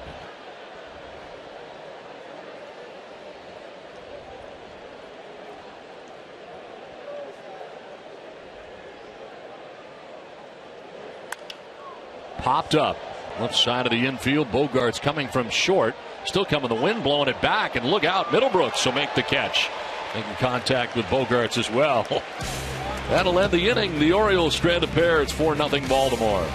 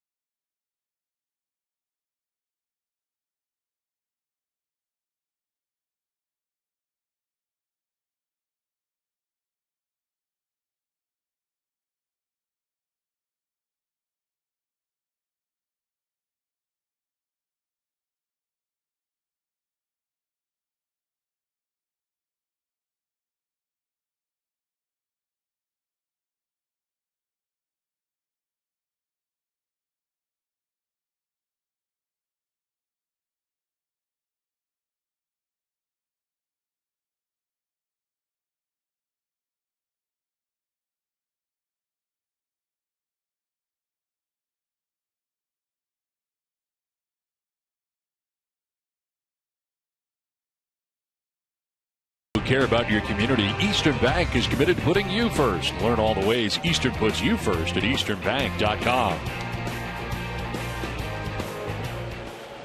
We're back at Fenway Park, where the Orioles hold a 4-0 lead over the Red Sox. Into the bottom of the 4th inning we go, and it'll be 4, 5, and 6 for the Red Sox in the inning. Cespedes, Napoli, and Bogarts expected to bat in the inning. Tim, you've done it all. You've started, relieved, a closer's role. I mean, what is the bullpen like? At what point did you generally go out there during the course of a game when you were in the pen? Were you out there the whole game? Or yeah, I always went out there before the game started, because you never know what could happen. You know, the starter could have hurt himself coming out of the bullpen or hurt himself warming up. And especially as a long guy, I wanted to make sure that I was prepared, that if something happened, then I got the call right away, that I was ready to go. How hard is it to stay in tune with what's going on in the game when you're out there in the pen? It's really hard when the band was playing. Yes. Remember the band? I do remember the band. Yeah. Man, was it loud down there. Really loud. I mean, we could hear it from here. Oh, my gosh. It was unbelievable. Try being sitting right underneath that. Imagine. I tried my hand. I said, if it's going to be that loud, I might as well join in and try to bang a tune out. But Yeah, never really No, materialized. I don't have that kind of rhythm. No. It was really loud. And you could hear it off the top of the roof out there, the bullpen bench. This is popped up foul. It's a way to pass time, you know. Yeah, I guess. It can get boring down there after a while, and it can get cold down there. Especially, I mean, this is one bullpen. Obviously, this is an historic stadium, but it can get really cold down there. Here you are in the bullpen. Who knows what you're doing here? I have no idea. Stealing stuff. Oh, looks like I stole you're something. Thief, looks like.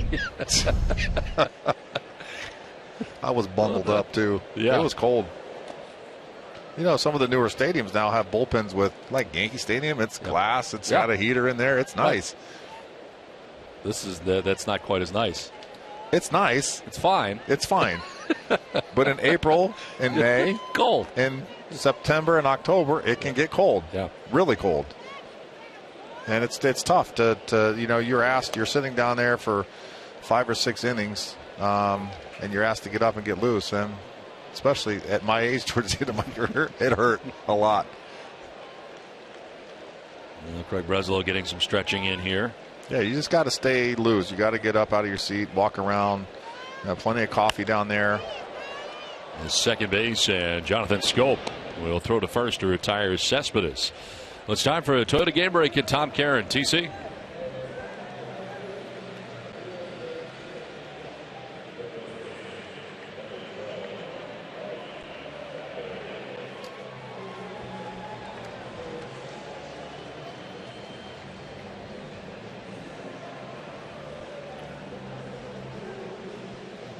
All right, Tom, thanks very much, and good luck to the Pawtucket Red Sox as they try to go for their second Governor's Cup in the last couple of years. Wish them the best against the Durham Bulls, top farm hand for the Tampa Bay Rays. One down here in the 4th inning, Mike Napoli the batter. Didn't the Gulf Coast League they did. Red Sox win their division? Yes, they did. Win the title. And Portland got into the semifinals. They did. It says a lot about the organization. Yeah. There's a lot of talented players that we have in this organization. It's nice to see.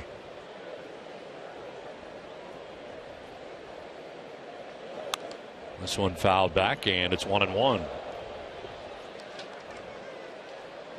Or if you're following Nesson on Twitter, you would have known that TC and Jim Rice were joined by Red Sox first-round draft pick Michael Chavis and GM Ben Cherington live on Yawkey Wade during the pregame show.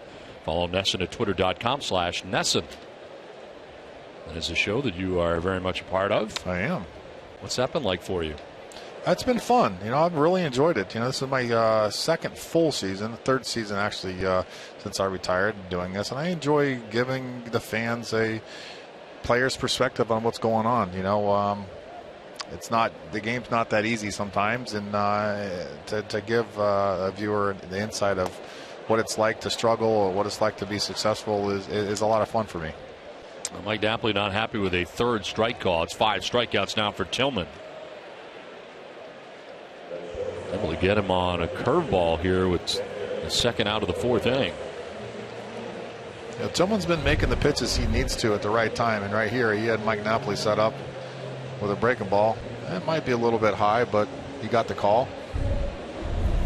Talked to a lot of players who now do this for a living, and it seems hard for guys the first couple of years when they're fresh off the field. I remember talking with Dave Roberts, who had done a number of games for us back in 09, and you know, very difficult for him to, I don't want to say second guess, but to be critical of anybody because he just stepped off the field. That's my biggest fear, I guess, is to be too critical. So I played with half the guys on that team, and you know, that's one thing I told myself is never forget how hard the game really is, because once you get off the field and get up here in the booth or get in the studio, the game becomes really, really easy. And it's one thing I told myself is don't forget how hard the game is and how much work it took for me as well as these guys on the field to come to work every single day and to perform at the highest level possible, and to succeed at this level is extremely difficult. So you know, it's something that I pride myself in. I've been able to do it so far.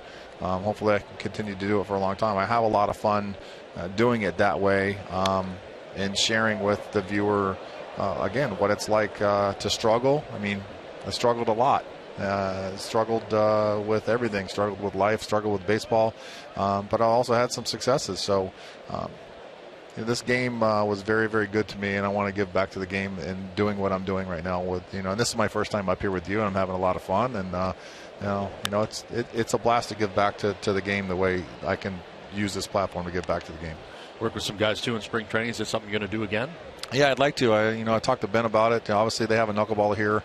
Stephen Wright, we saw him pitch the other night, did a fantastic job. But I work with Stephen, and I'd like to, work with other young players, or just be there for somebody to bounce questions off, or be a mentor to somebody else, because it's something that I had, growing up with the other knuckleballers would be Phil Niekro, Joe Niekro, Candiotti, Charlie Huff, and all the other knuckleballers, but also veteran players. The veteran presence that I had with Roger Clemens was here, just to be able to bounce ideas off of him and say, hey, man, what was it like, back in the day when you were old, when I was young. So just be able to have that year for a player. High drive to deep left field for Xander Bogaerts. He has got enough, and it's out of here.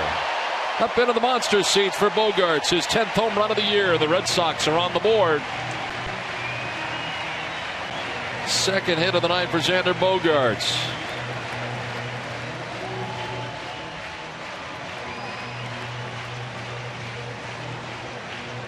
It's nice to see Xander having some success, especially on this pitch. Fastball, middle. Able to clear his hands out and get the ball into the left field seats. He's a very dangerous hitter when he starts going the other way. From a pitcher standpoint, you don't know where to pitch him. And I saw him the other night hit a double to right center. And when he's doing that, very dangerous, because he takes mistakes like that and deposits them into the left field green monster seats.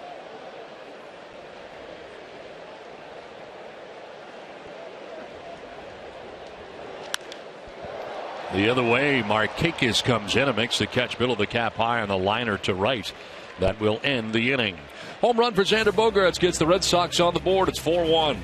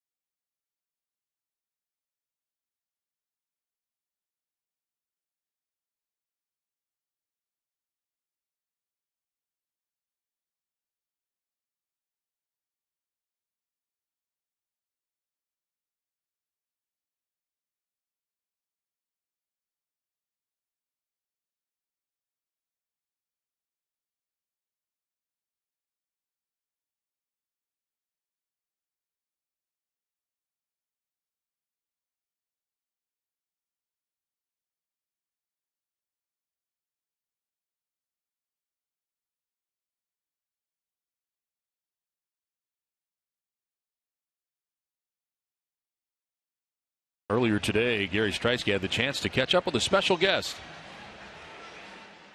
Well, here with the president of the 99 Restaurants, Mr. Charlie Noyes. First off, Mr. Noyes, whoever came up with this marketing strategy for the 99 night on September 9th, give them a pat on the back. But what is 99 night? Big bonus for that person, by the way. 99 night, this is our 13th year of our sponsorship with the Boston Red Sox.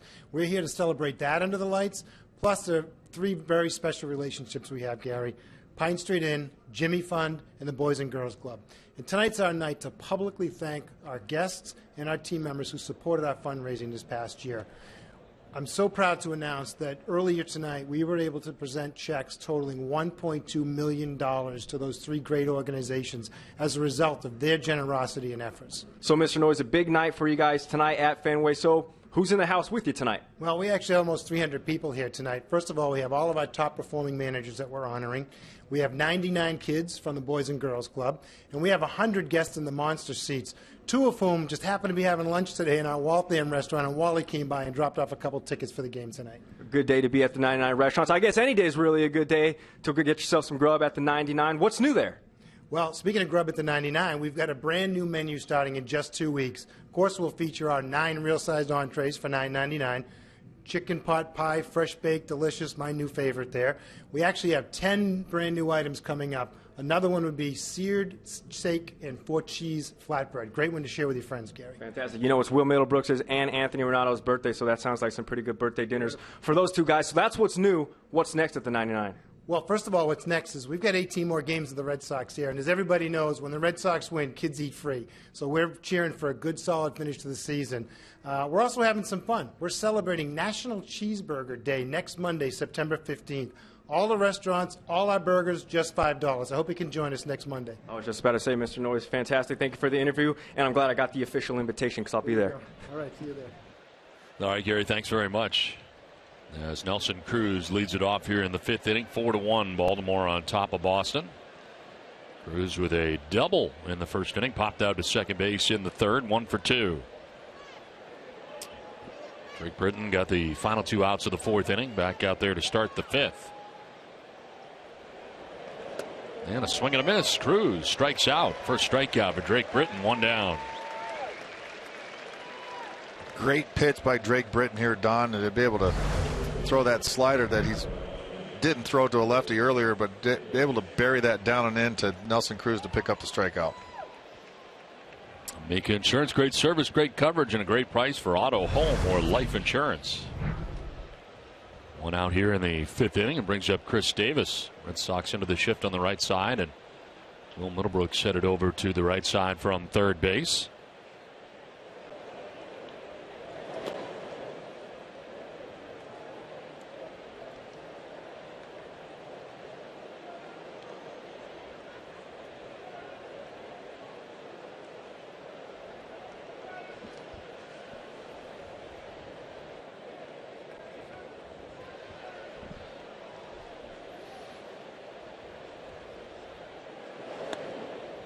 And their first strike, 1-1.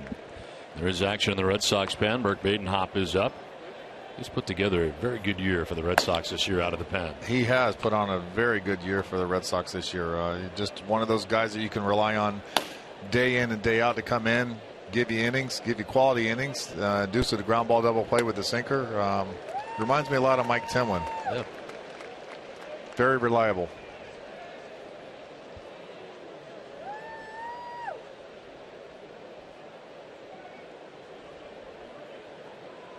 Britton has a strikeout for the first out here of the 5th inning. Now ahead of Davis, 1-2. And a swing and a miss. Davis off balance, strikes him out. Back-to-back Ks for Drake Britton, 2 down. Alltown, New England's premier convenience retailer, is committed to supporting the communities they serve. For every home run the Red Sox hit the rest of the season, Alltown will donate $500 to the Cystic Fibrosis Multiple Sclerosis Foundation. Visit cfmsfund.org for more information. 2 down in the 5th inning, and brings up Steve Pearce. Walked in the 1st, flied out to center in the 3rd. You look back over the course of your career, could you point to one moment, one game that was your favorite that you think about over the years? There's been so many, I know. Yeah. Probably my 200th win. It was right here. Right here. Yeah, it took a long time to get to that point, unfortunately, but I was able to do it and able to share it with the fans here at Fenway Park, and as well as my teammates. That's what got the most of emotionally out of me was the fans, and then seeing all my teammates follow me out of the dugout to do the on-field interview, and I looked down and I saw every guy out there. It was amazing. Really, really was amazing. Certainly one of my favorite days was the Tim Wakefield retirement day here at Fenway Park when the Wakefield Warriors came out of center field. That was something. That was an emotional day for me as well, because you don't realize how many people or how many lives that you touch doing what you love to do, is that give back to the not only the community that I grew up in, but the community I played in, and started that program in 1998 when I had kind of established myself here. I wanted to give back to the community and started the Wakefield Warrior programs, which helped kids from the Franciscan Hospital for Children as well as Jimmy Fund and bring them out and spend a day, at least 5 minutes with me, watch BP, do a meet and greet with me, sign some autographs, bring their siblings in, and treat them to a day at the ballpark. 6-3 on the putout of Pierce. A nice 1-2-3 inning for Drake Britton. 4-1 Baltimore.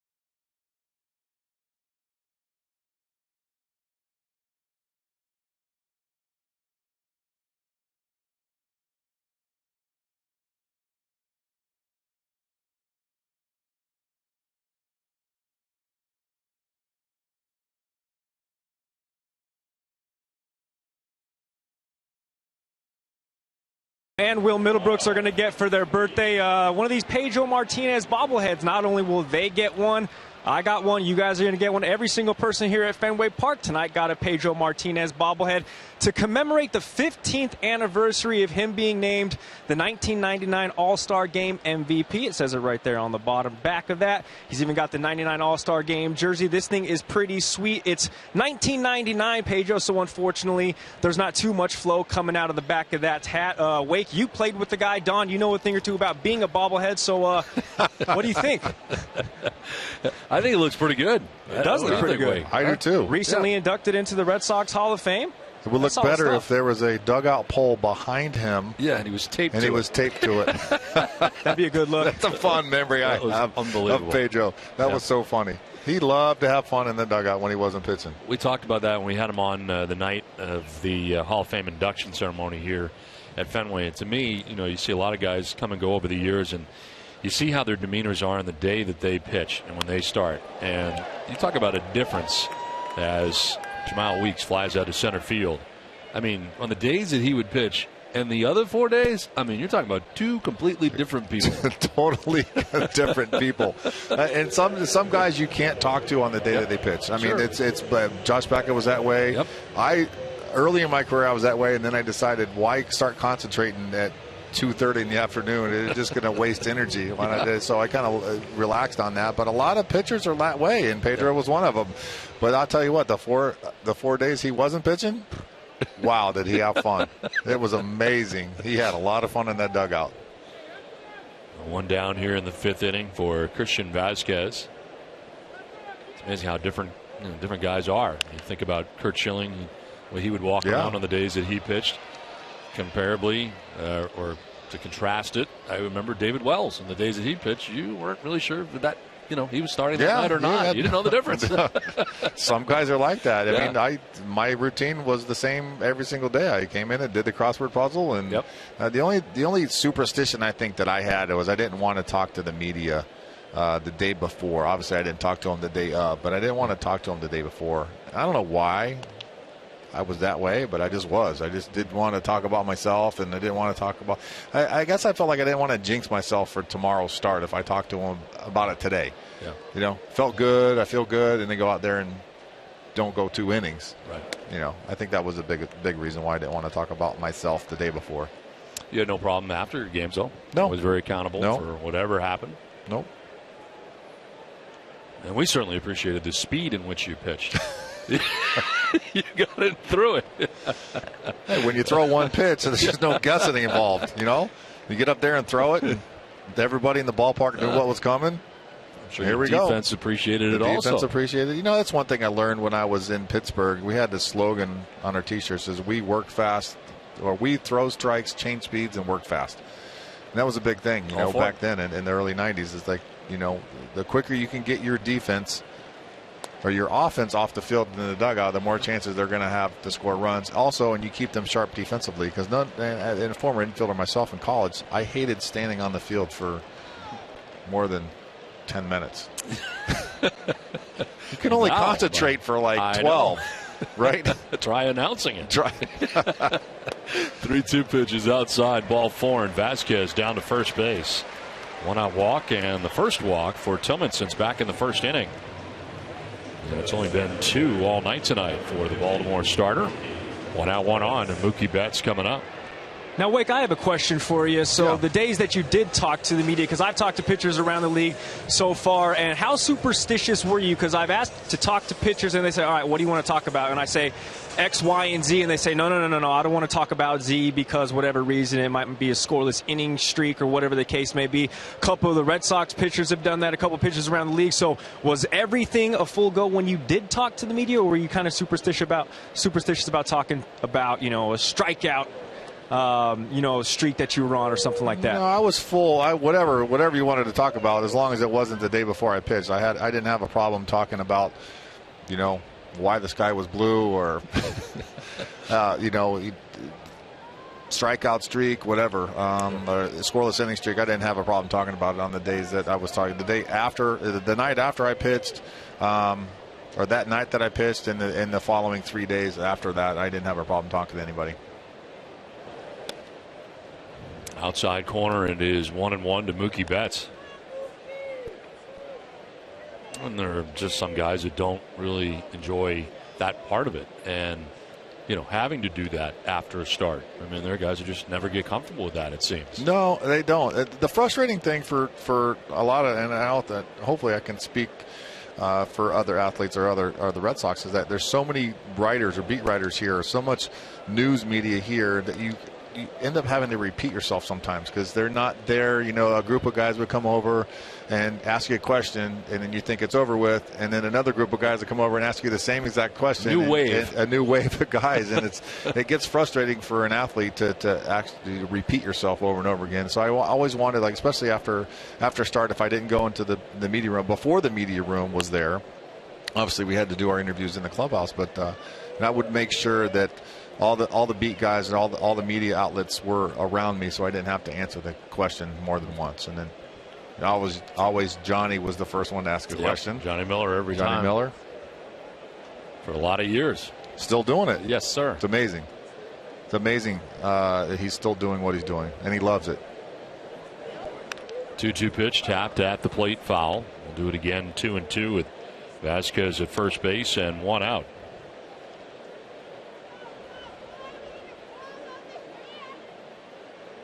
There's Johnny Miller. There he is. The legend here in Boston media. Not afraid to ask the tough questions. No, he's not. Sure. No, he's not.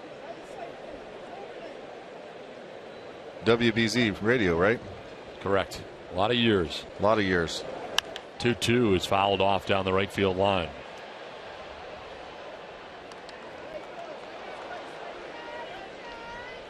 Now you're in a different role as well with the Red Sox Foundation, which has been, I know, very rewarding for you as well. Yeah, it has. They made me the honorary chairman last year, and have taken a lot of pride in doing that for the Red Sox Foundation. We had our first golf tournament this year in August, raised close to a little over $100,000 this year for the first time, and $75,000 went to the 5 cornerstones of the Red Sox Foundation, and $25,000 went to the Franciscan Hospital for Children.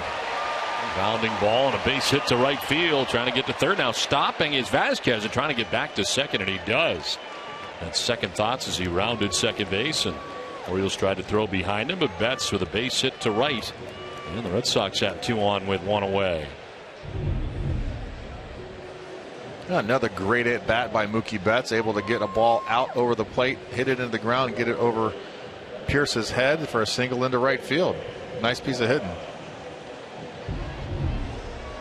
So 2 on, 1 away, and it'll bring up Daniel Nava. The Sox have had base runners in this game. Let's streak up to 6 games for Mookie Betts now, 347 during the 6-gamer.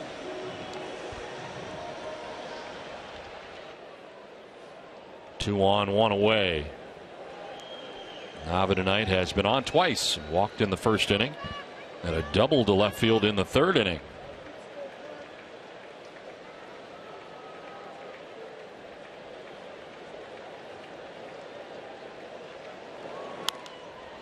Shoots it foul off to the left.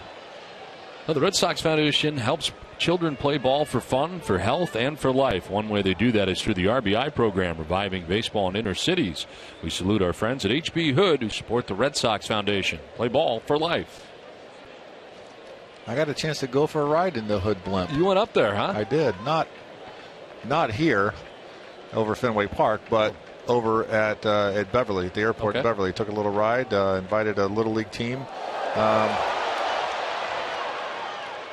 out, and announced that Hood would donate $1 for every ice cream that they sold in that month to the Red Sox Foundation. It was pretty amazing.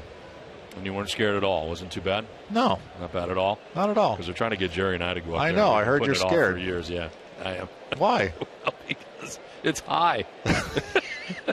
Yeah, but you're not going very fast. Basket, right? I mean, how many people? They're talking about like 5-6 people get in this thing? No, only Max? 2. 2? It only holds 2. Okay. Yeah, definitely. I'm just kidding. I thought it holds 5. 4 in the pilot. Yeah. No, not happening. Why? That's beautiful. Just hanging there.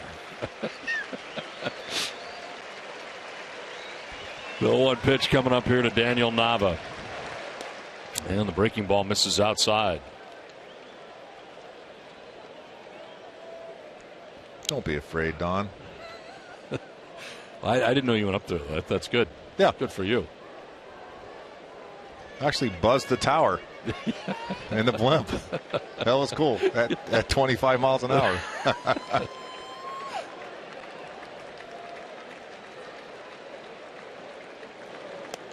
Up high to Nava, 2-1. That's off. Red Sox left to runners at second and third in the 3rd. Only run coming in the 4th inning on the home run by Xander Bogaerts, his 10th of the year. Jumps into double figures in that category. Walking a single after Jamal Weeks flied out to center. 2 men on here for Nava. Inside, almost hit him. Evan Meek is up for the O's. First action we've seen out there is pitch count just up over 100 now for Tillman.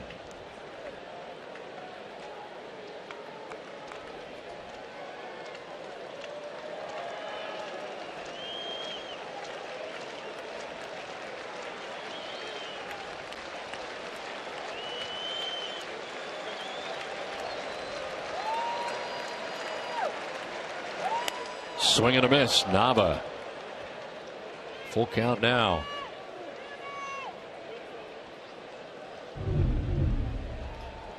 Just high enough to get by Daniel Nava there.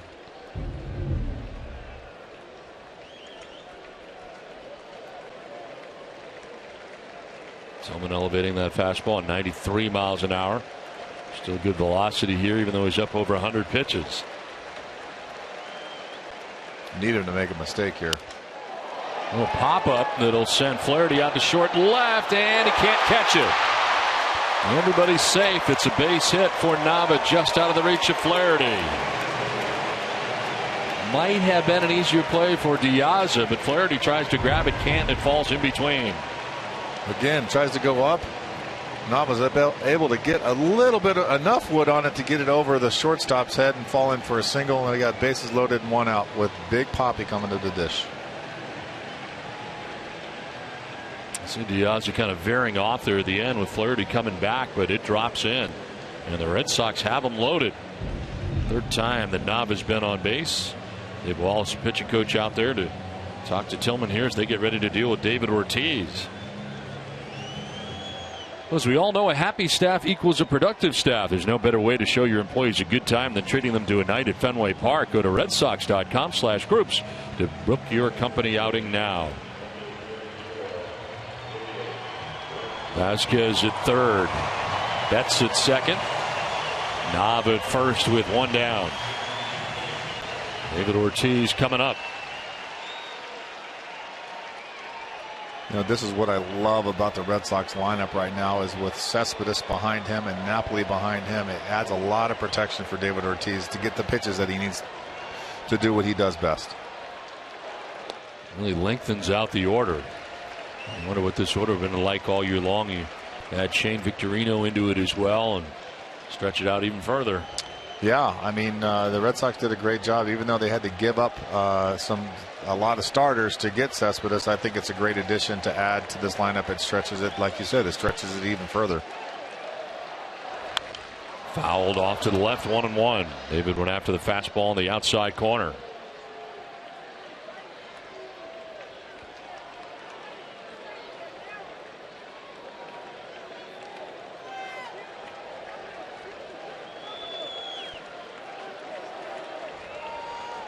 Season high 122 for Tillman.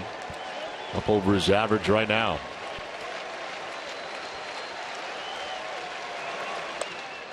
Very high for ball 2 and away.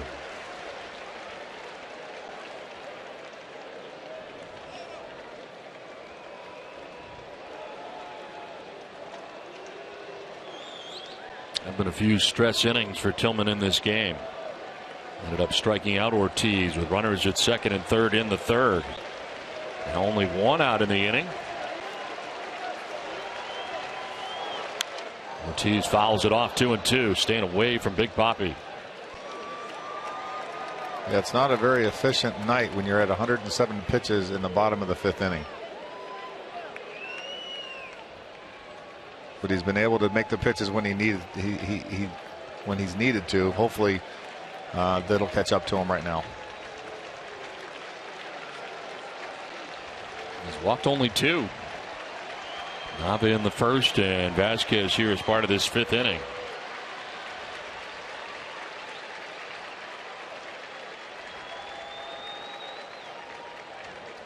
Ortiz hits the ball to second base. He'll try for 2. Second for 1, on to first for 2. Double play gets Tillman out of the jam as Big Papi grounds into the double play.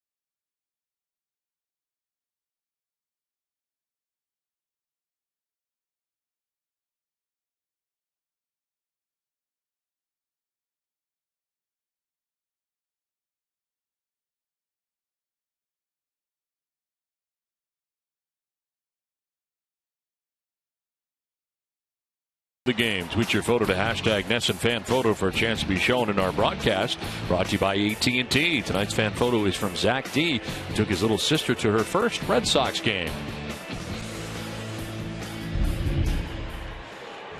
4-1, Baltimore on top of Boston. As we head to the top of the 6th inning, defensive change for the Red Sox. Carlos Rivero taking over at third base for Will Middlebrooks, who leaves the game, and a new pitcher now for the Red Sox. Burke Badenhop comes in, 64th appearance of the year, 0-3 with a 2.47 earned run average, 36 strikeouts and 19 walks, and opponents hitting at 273 against Badenhop. Last worked on Saturday against Toronto, going 2/3 of an inning. He's given up just 1 earned run over his last 9 appearances here at Fenway Park.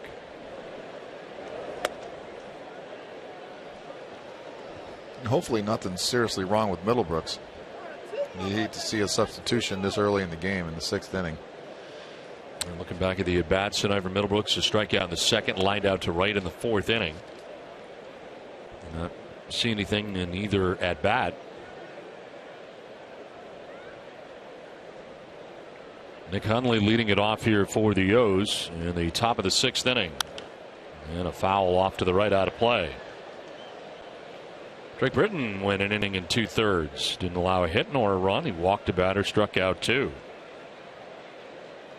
And Badenhop becomes the 3rd pitcher used tonight by John Farrell. Anthony Renato on the hook. Just joining us, 3 1/3 tonight from Renato. 6 hits, 4 runs. He walked 2, struck out 2, and gave up 3 home runs. And that's the difference in this game.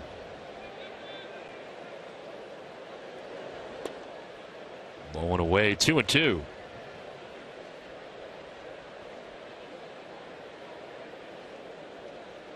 Badenhop among Red Sox relievers, first in innings coming into this outing tonight with 65 2/3 innings. It's 13th among AL relievers. And there is strike 3, able to strike out Hundley to begin things here in the 6th inning. Great job by Badenhop this year. Obviously, we see the numbers, so we talked about the numbers earlier, but what a great pitch to Hundley there. It's just, he's a contact type of guy. He relies on location of a sinker, and he was able to get one for a strikeout there. The numbers have been terrific in, of course, the ground balls from that sinker. Leads all major league relievers with 14 opponent grounded into double plays. Most for a Red Sox reliever since Julian Tavares at 15. That was back in 2006.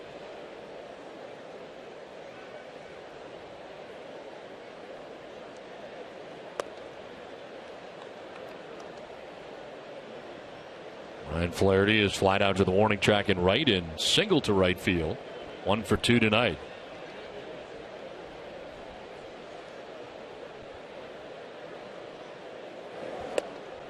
And a swing and a miss. Badenhop is one of those guys that you can rely on day in and day out. You could probably pitch him on 3 consecutive days and give him a day off and probably pitch him in back-to-back. That's what it reminds me a lot of Mike Tillman. Mike Tillman wasn't afraid to pitch on probably 3 days rest. He's very efficient. His innings aren't as stressful as say somebody that throws a little bit harder maybe and has problems controlling the strike zone. He's done a great job for the Red Sox. It's been kind of a blessing in disguise for them. Well, Matt Barnes joining the Red Sox yesterday, called up from Pawtucket, warming up in the pen.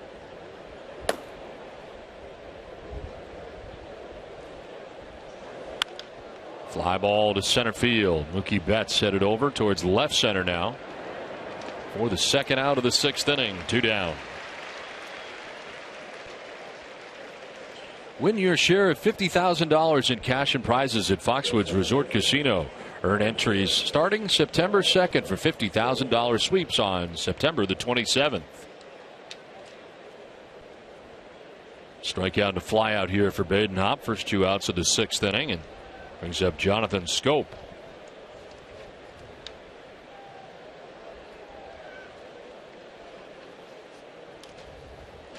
Scope 0 for 2. He's fouled out twice. Once to the catcher and once to third baseman.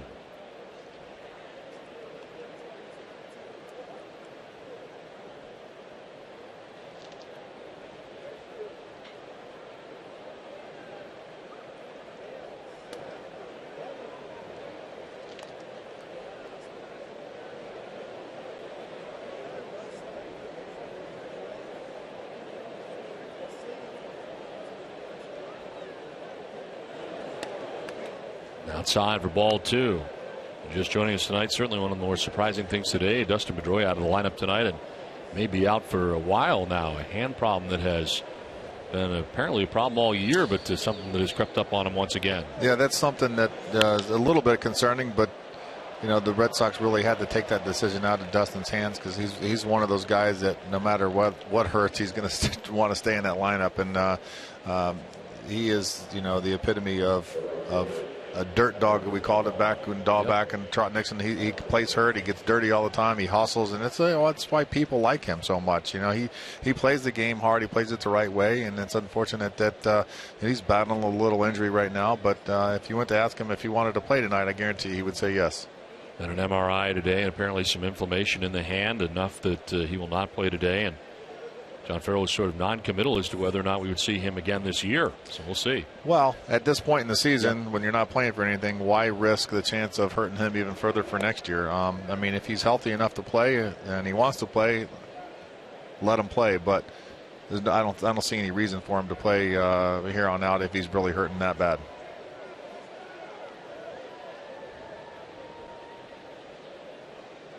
Well, Jamal Weeks getting the start tonight. Brock Holt moving forward will likely get the majority of the starts at second base. Nick Markakis batting here with a runner at first and in there for a strike, 1-1. Markakis has walked, fouled out down the left field line and popped out to the shortstop.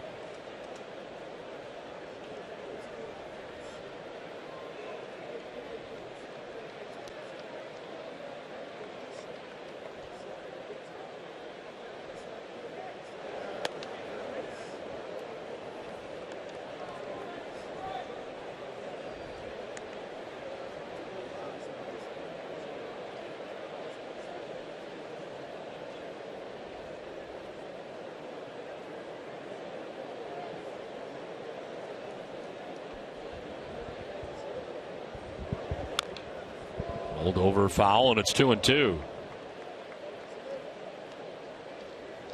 Ace Ticket, the official Red Sox ticket partner, has the best seats at the lowest prices to all the games at Fenway.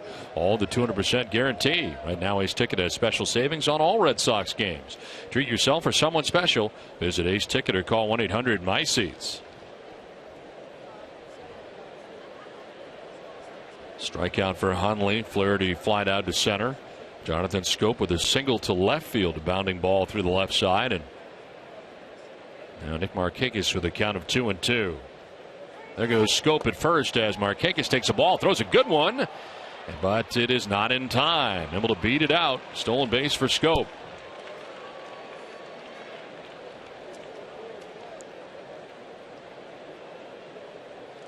Shows you why the Red Sox are very high on Vasquez. He threw this ball from his knees and still almost threw out Scope.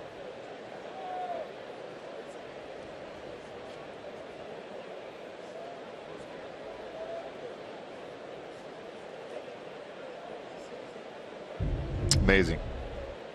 Second stolen base of the year for Scope in scoring position with 2 down. Pitch had missed for ball 3, so full count here to Nick Markakis.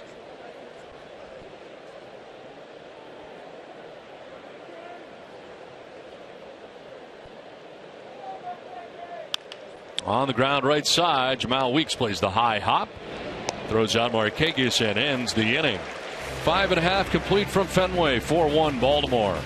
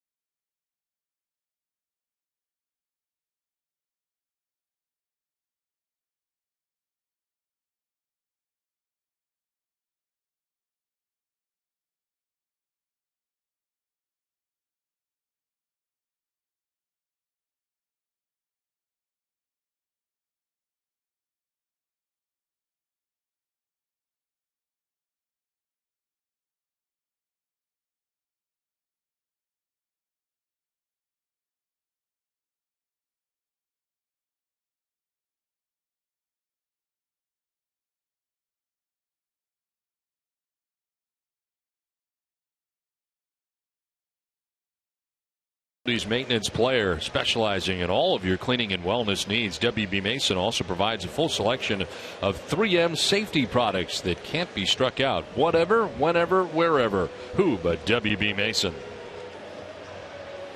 On to the bottom of the 6th inning back at Fenway, 4-1. Baltimore on top of Boston, and a pitching change for the O's. Evan Meek comes into the game, 18th appearance, 0-3 with a 7.41 earned run average.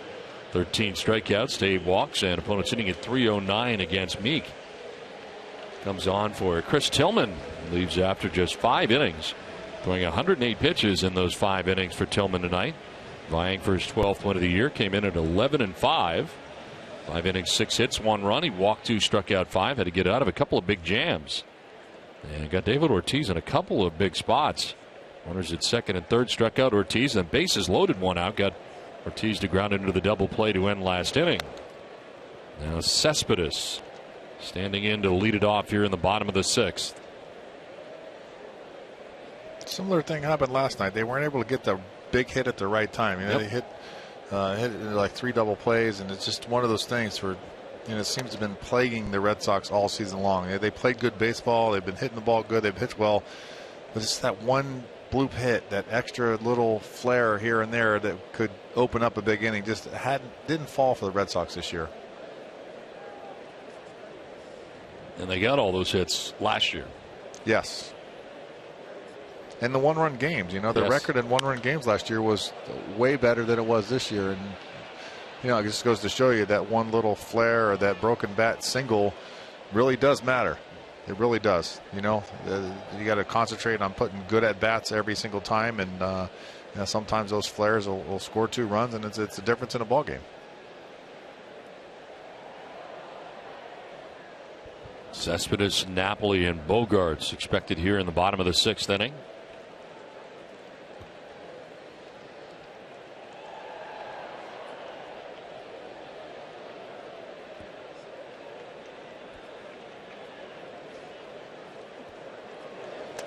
Up and in. Grabs his attention at 94 miles an hour.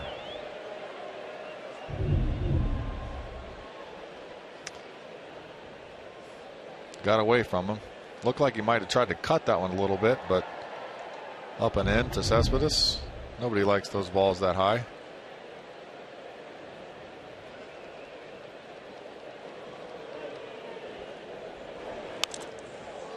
Popped up, foul ground as Pierce heads over towards the seats. He'll have a play, and he makes it in front of the photographers well for the first out of the 6th inning. So he started with a fastball up inning, comes back with a breaking ball, and Cespedes fouls out for the first out of the 6th inning.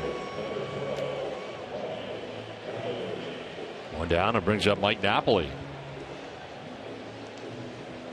Napoli lined out to right in the 2nd, struck out looking in the 4th, did not appreciate the strike 3 call from Bill Welke in the 4th inning. Thought he had ball 4. I wouldn't have liked it either. No. Appeared to be a little high. Just a little.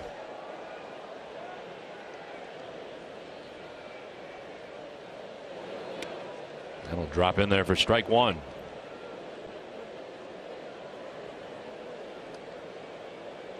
We've covered places you like to pitch. Where did you not like to pitch in the majors? Was there a place you just never really got comfortable? No, not really. I'm trying to think. Fly ball to right field. Markakis has it lined up. 2 down. Probably Texas. As much as the ball moved in Texas, I really didn't have a very good record there. For some reason, I gave up a lot of homers. I pitched good there a couple times, but I think my overall record wasn't very good there. And it was hot. Yes, every time we went, it was hot. I mean, wow. Yeah, I don't know how guys play all year. I don't either. Texas. And I'm from Florida, where I played all summer long when I was a kid. It didn't seem to bother me then, but when you went there in the summertime after playing here in April and May, wow, was it hot. Amazing look back over the years at the Rangers' second half records. That's not a factor at all this year, obviously, but some of those years you had to wonder. It almost like it took its toll sometimes in the second half of years. Yeah, especially on the pitchers, and not so much on the position players, but on the pitchers. You know, they seem to wear the starters out a little more in the second half, and the bullpen guys. You know, it seems like I'm really shocked that they got the worst record in baseball this year with the team that they had a year ago. You know, I think Prince Fielder getting hurt didn't help them. You know, Adrian Beltre is having a great year again, as usual, but it's just, wow, it's hard to believe. They fell off in a very big way. Really quick. 54-89, the record for Texas. I would not have expected that out of them this year. And, of course, Ron Washington resigning recently. This one is lined and caught at first base by Pierce. Elevated to bring it in. It's a 1-2-3 6th inning, and it's a 4-1 Baltimore lead.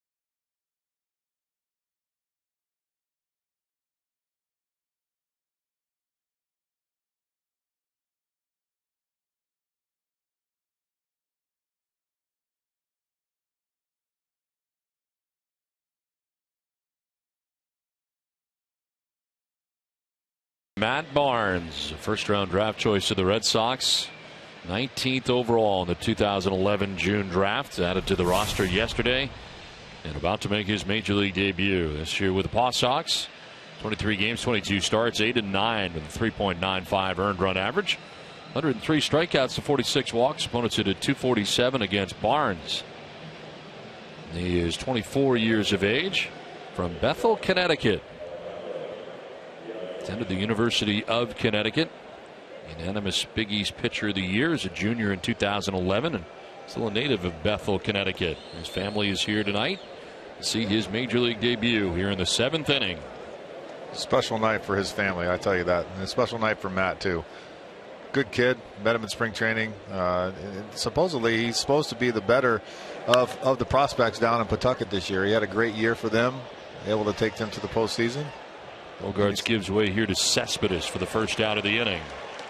His family here tonight seeing his first out in the major leagues. That's awesome.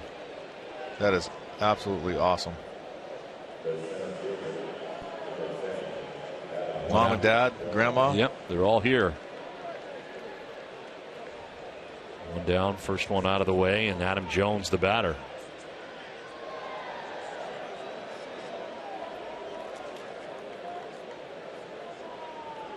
Remember Anthony Renato's first appearance here. His first strikeout was Derek Jeter. Yep. That's a special one. Going up in New Jersey.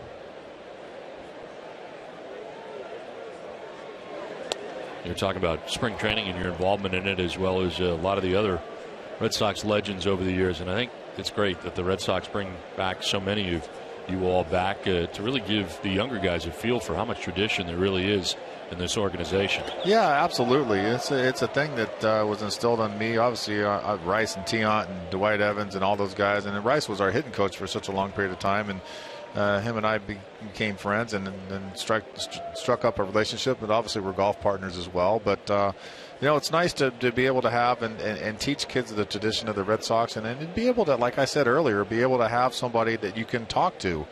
They're roaming the field. We're in uniform. We're standing around. If you want to ask questions, feel free to ask questions. We're here for you guys, and it's a great option to have from an organizational standpoint for your younger players. Out number 2 for Matt Barnes in the majors, and a ground ball. Napoli does such a great job of leading pitchers. And we'll get it ahead there to him, and then he could grab it and run to first base for the out. There's not enough said about Mike Napoli playing first base, coming from Anaheim and Texas, being a catcher his whole career. The transition that he's made over there, he's become a Gold Glove first baseman in my mind. He has been terrific, to go for all those years in catching and now become the first baseman that he is. It's right. Impressive. It's pretty impressive. It's not easy to do. 2 down here in the 7th inning. Nelson Cruz, the batter. I thought I knew everything there was to know about you. I didn't realize your major league debut was a complete game, 146 pitch effort. You didn't know that? I did not know. That's pretty good. Obviously, I was not paying attention to Pittsburgh Pirates baseball, I guess, at the time, right? That's where it was. Who was? So that had to be pretty cool. It was cool. Yeah. I got called up, and one thing the Pirates did for me that actually helped settle me in, they called me up 3 days prior to me starting, and I was able to. I actually met the team in Chicago, stayed with them for 2 days, and then made my debut at Three Rivers in Pittsburgh. So I was able to get accustomed to the team, the guys, the coaches, the coaching staff, and all that stuff. So it was pretty cool that they were able to call me up that much in advance to get me accustomed to what I was about to do. Kind of settle in. Ground ball to second base. Jamal Weeks astride on the outfield grass. Will end the inning. Matt Barnes, major league debuts, a 1-2-3 inning.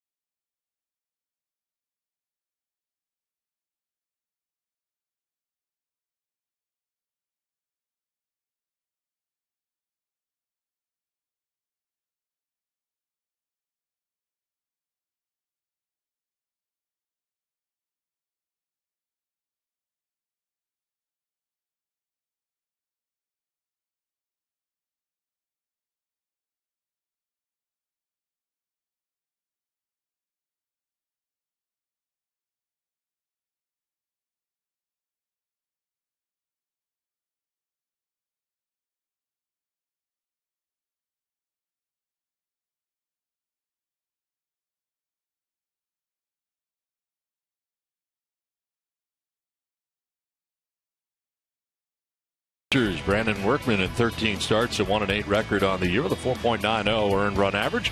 Wei-Yin Chen going for the O's, 27 starts, 14-4 with a 3.69 ERA. This closer look is brought to you by FW Web. For an even closer look, visit FWWeb.com.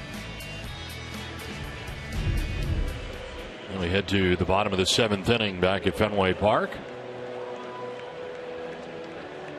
Red Sox and Orioles here in Game 2 of the series. It's cooled off here tonight as the night has gone on. Carlos Rivero is going to lead it off here for Boston in Will Middlebrook's spot as he took over for him defensively an inning ago. Here he is at bat for the first time. 74 games with Pawtucket. 286 average this year with the Paw Sox for Rivero. He'll take strike one from Evan Meek, his second inning of relief. Old friend Andrew Miller up in the pen for the O's. He has been very good for Baltimore since going over there. Of course, was very good for the Red Sox. Looks different, clean shaven, doesn't he? He does. He's cleaned up his act a little bit.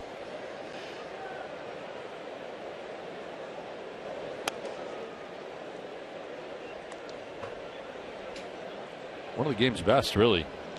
Late inning, left. I tell you what, ever since last year, and I felt bad for him, that he broke his foot last year and he was hobbling around during the whole celebration. And it's nice to see him, get a chance to possibly pitch in the postseason for the first time. Really nice. Hated to see him leave here, but happy for him. Rivero with a base hit to right field.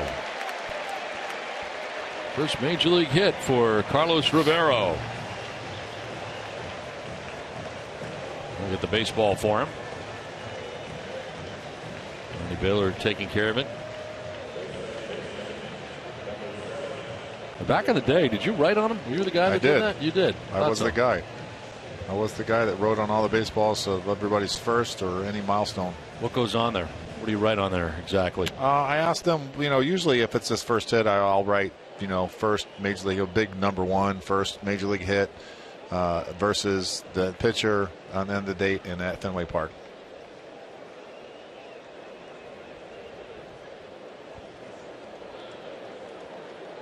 One on here at first for Jamal Weeks. Red Sox announcing Will Middlebrook's left due to illness. So he has now contracted the illness that has gone around the Red Sox clubhouse that Brock Holt had, Mike Napoli also, and now Will Middlebrooks. That's not good. No. I've been in there the last couple of days. I hope I don't catch it. Yeah. Kind of scary. Going on a plane tomorrow to Kansas City for 3 hours. Good luck with that one. You're in a more of a confined situation now. I mean, it's not all about me or anything, but I am going on the plane. It is. It is. We all know it. It's okay. One out as Weeks lines out to center. One on, one out. But that can be very dangerous. I mean, as much time as we spend together as players in the clubhouse, in planes or in buses, a virus can spread through that clubhouse very, very quickly. And it's I'm going to wear that tomorrow on the plane. Oh my! At least he's being polite to people around him. Is. When we went to Japan, that's what they did. If you were sick, you wore a surgical mask so you wouldn't spread your germs to other people. And absolutely, the culture has not caught on over here yet. We had that too when we were in Toronto. We were talking about it. When SARS was a big thing, the SARS scare in Toronto. In the mid, probably early 2000s now, I'm thinking about it. Yeah. One out, one on here for Vasquez.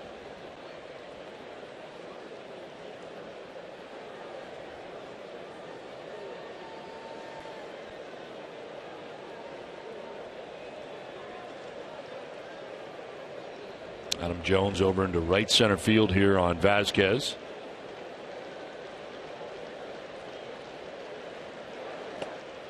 Swing and a miss, 0-2.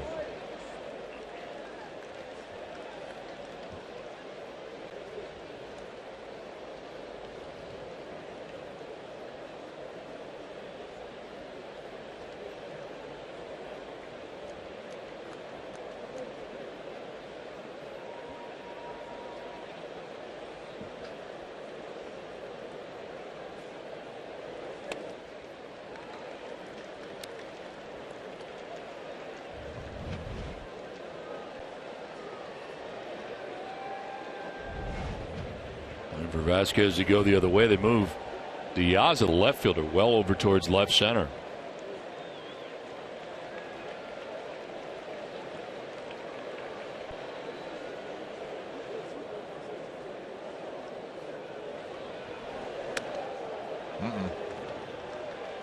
They didn't check. 2-2.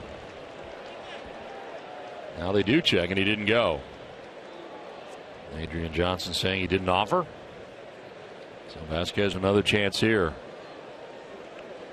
Both teams with 7 hits, but Baltimore on top 4-1. Seems like they're trying to stay away from Vasquez.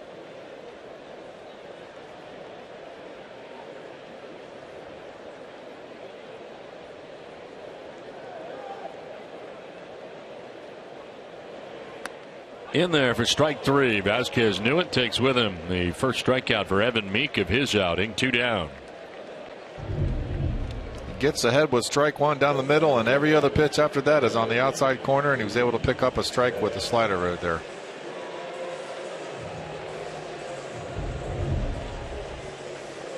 Meek trying to work his way around a leadoff base hit by Carlos Rivero. Since then, he's got weeks to line out. Vasquez to strike out. And here's Mookie Betts. Betts has fly to right, struck out swinging, and singled to right field tonight.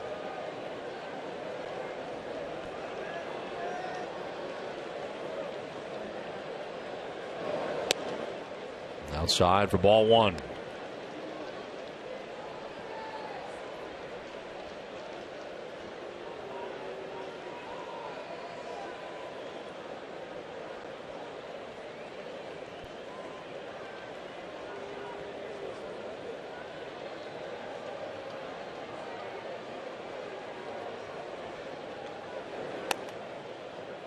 Two and 0. Tillman started the game, went the first 5 innings tonight for the O's. 6 hits, 1 run. He walked 2, struck out 5. A chance for his 12th win of the year. Came in at 11-5 and threw a lot of pitches. 108 in the first 5 innings.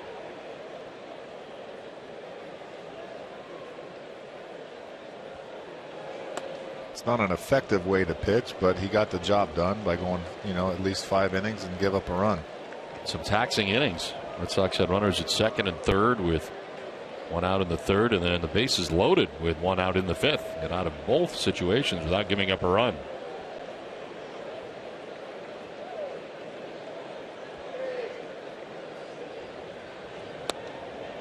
That's will take ball 4, and a 4-pitch walk has him headed down to first base. Showalter jumping out of the dugout here after the walk by Meek.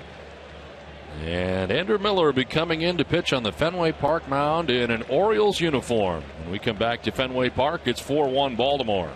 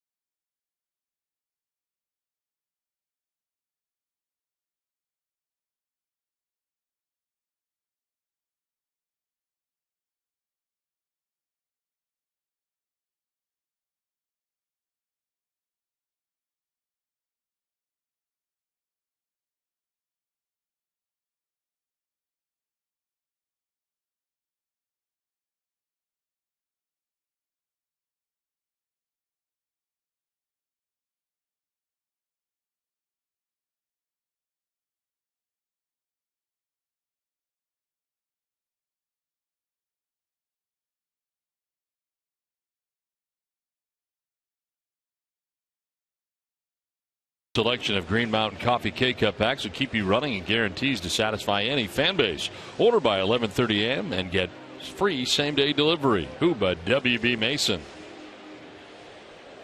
2 down in the inning. Runners at first and second. Tying run at the plate here for the Red Sox all of a sudden. Andrew Miller into the game here for the Orioles. And Alan Craig pinch hitting for Boston as he takes strike 1 from Miller. Nice to hear the applause that Andrew Miller got when he was introduced. Welcoming back a 2013 World Series champion here. Combined numbers for him this season: a 2.09 earned run average, only a 164 opponent batting average. Craig with a swing and a miss, down 0-2. Craig with the Red Sox 5 for 46.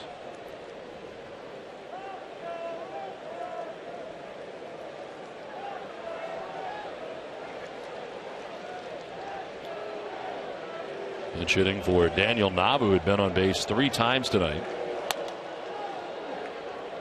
A little bit high there for Miller. Here's Miller has really found his niche.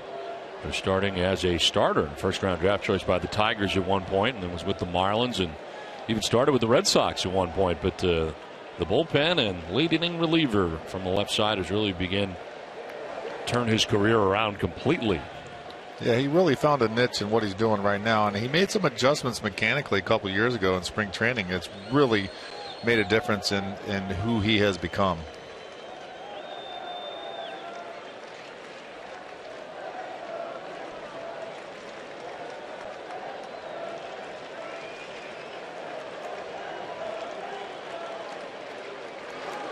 Swing and a miss, and Craig strikes out to end the inning. So Miller does his job. It's 4-1 Baltimore at the end of 7.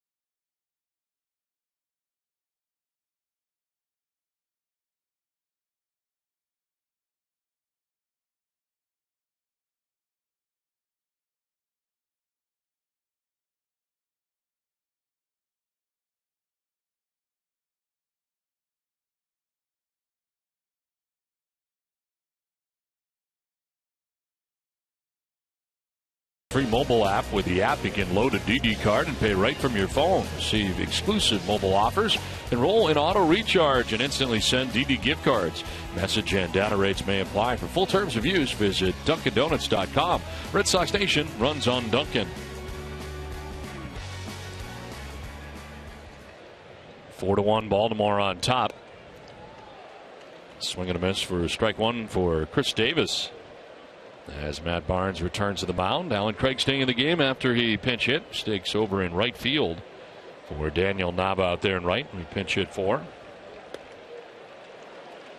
0-2 here to Chris Davis. Matt Barnes in his major league debut had a 1-2-3 7th inning. Deals with Davis, Pierce, and Hundley here in the 8th.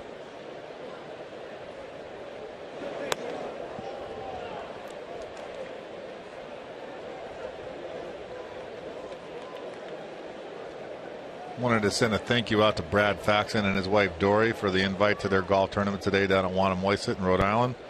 Fantastic event. Raised a lot of money. There is strikeout number 1 for Barnes. Time for a NESN Sports Today update and Jamie.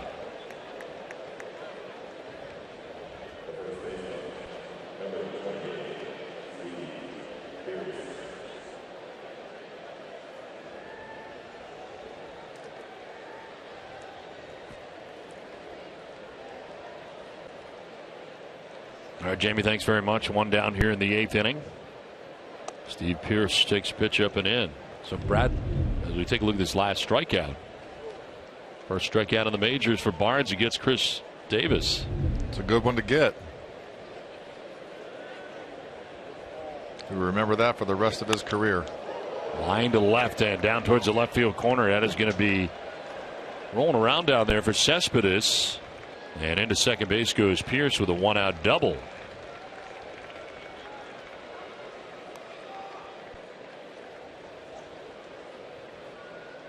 So first hit given up by Barnes here with 1 down.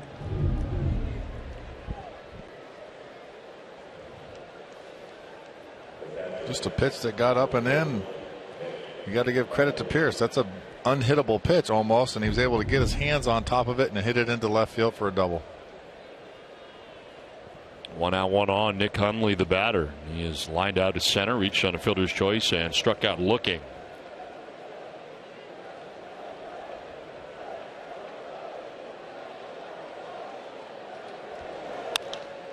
To right field. Craig moving over towards the warning track, and he makes the catch.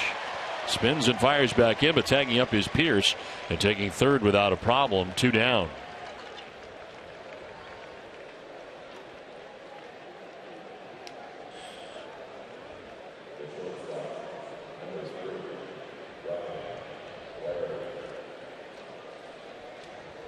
Two down in the inning. Pearce at third base, and Ryan Flaherty coming up.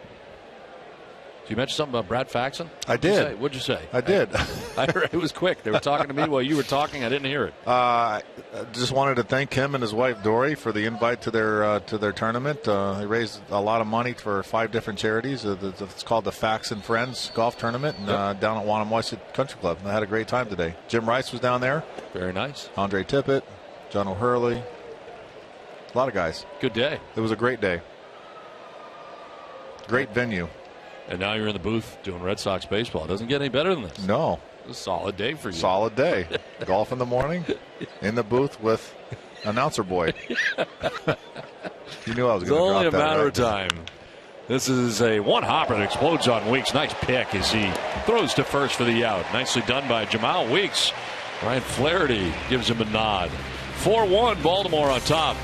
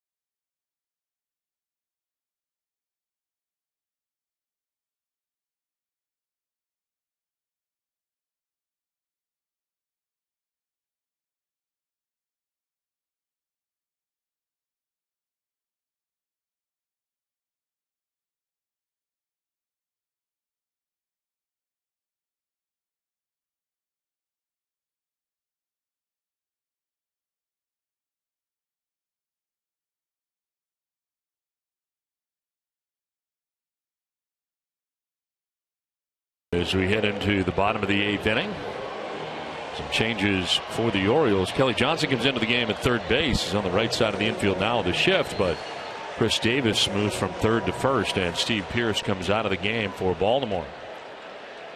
Back out there is Andrew Miller in the lefty-lefty matchup here against David Ortiz. So Big Poppy will get a chance to see Miller, who's been a teammate of his for a while, and now a chance to see what it's like to face him. It looks like this is going to be an uncomfortable at-bat for David because he saw him back out. It reminds me of the Randy Johnson, John Kruk at-bats. All-star game. Yeah. David down 0-2.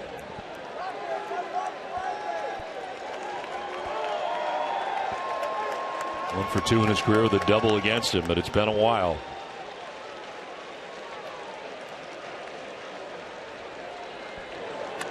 Well, David jumping back out of the way. Pitch runs inside on him.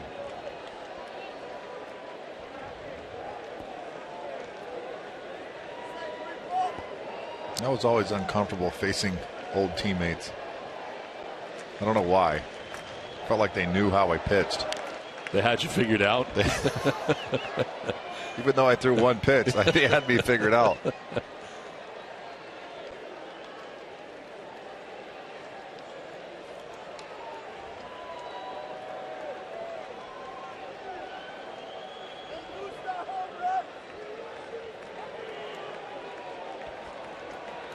Ortiz leading it off here in the 8th, waiting on a 1-2 pitch. That one will get away, 2-2. I don't know why I'm thinking of it, but I can remember you facing Millar after Millar had left. Yes. That's the one guy I couldn't get out. I don't know why.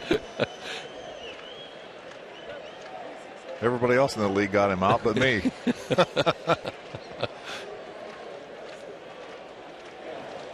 Swing and a miss, and Ortiz strikes out. Miller gets him for the first out of the 8th inning. So Miller struck out both batters that he's faced since coming in.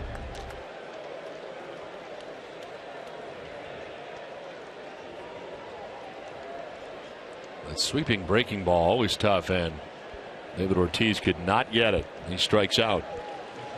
Andrew Miller doing his job. Buck Showalter out there to make the change. Baltimore on top 4-1.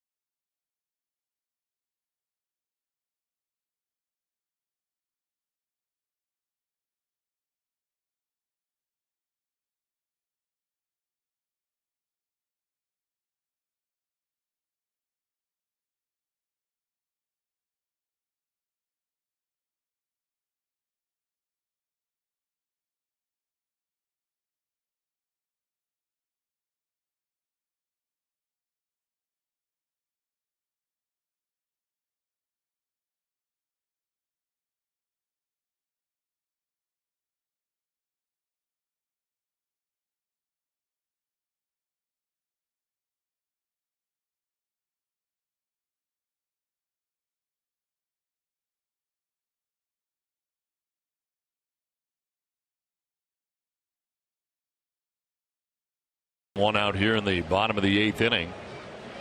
And Andrew Miller, a successful return here to Fenway Park. Retired both batters he faced by way of the K. Brad Brock into the game, his 39th appearance with Baltimore, 6-1, 3.13 earned run average, 48 strikeouts, 23 walks, and 54 2/3. Opponents at 209 against him, and Yoenis Cespedes takes strike one.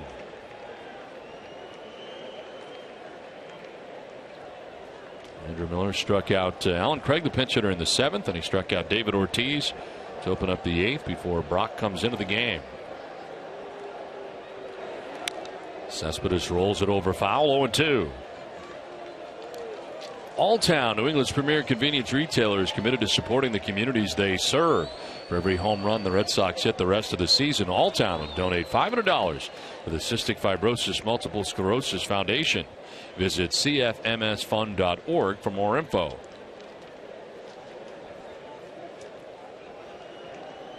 Oh, 0-2 to Cespedes.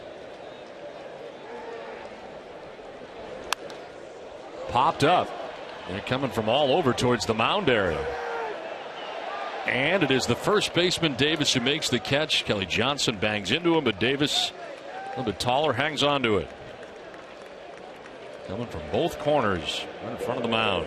It's a scary situation from a pitcher standpoint, but I was taught that you're kind of the cop of the infield when that happens. As the guys are looking at the ball, you should look at the runners or at the position players and try to guide and direct those guys. But when it lands right in the middle of the mound, it's hard to call whoever. Thank God Chris Davis is bigger than Kelly. Yeah, Brock kind of got in the way there initially, and then he backed out. Kelly Johnson asked him if he called it because he didn't hear it. Like I said, it can be a dangerous situation when pop-ups go that high in the infield. And us as pitchers, we think we're athletes. We're going to try to catch it too. Of course, you were. Then it gets to be a real bad mess. Former first baseman. Yeah, you can handle yourself. I can handle it. Only the little bloopers, though. Before the infielders could get to me, I'd wanted to catch. If it went up that high, I was getting the heck out of the way. 2 down here in the 8th inning. Mike Napoli batting for the 4th time tonight. Line to right, struck out looking, and fly to right.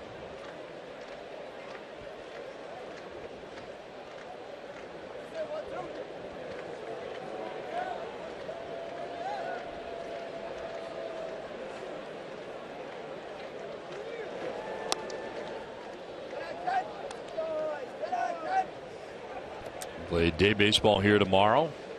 Finale of this 3-game series between the Red Sox and the Orioles. And the finale of the homestand. 1:35 start time. Brandon Workman against Wei-Yin Chen. Chen will be looking for his 15th win of the year. 14-4 on the season for the Orioles. 3.83 earned run average. And it is off to Kansas City for the Red Sox. Next 4 will be in KC after tomorrow's day game. First and only visit of the year to Kansas City. Napoli strikes out, and that ends the 8th inning. We head for the 9th. It's 4-1 Baltimore.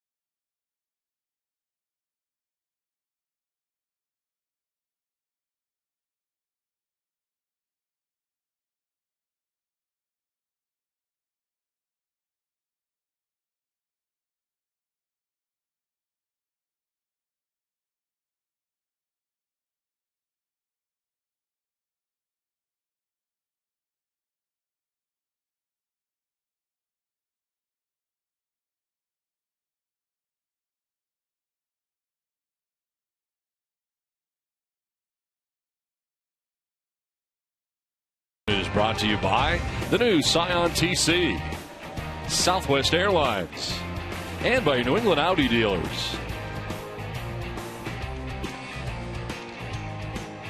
Well, tonight's game summary is brought to you by Xfinity. Tillman throwing 108 pitches in 5 innings, a pitcher of record right now for the O's.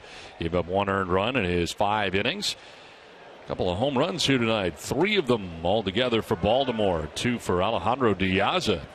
2-run shot, solo shot as the O's went back-to-back in the 3rd inning. Adam Jones with a home run, and Jonathan Scope leading it off here in the top half of the 9th inning.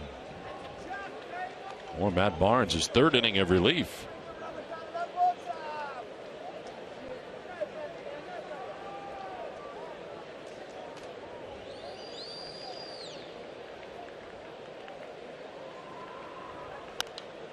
Pops it up foul, backing out of play. So far, I like what I've seen out of Matt Barnes. You know, I saw him pitch in spring training a little bit, but he's going right after this lineup, which is a very potent offensive lineup with fastballs and a changeup and a pretty good curveball.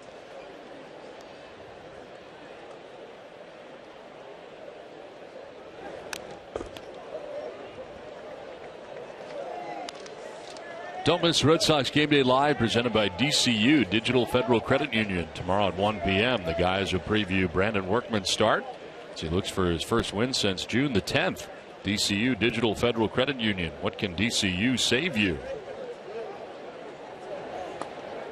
Pitch down and away, and it's 1-2.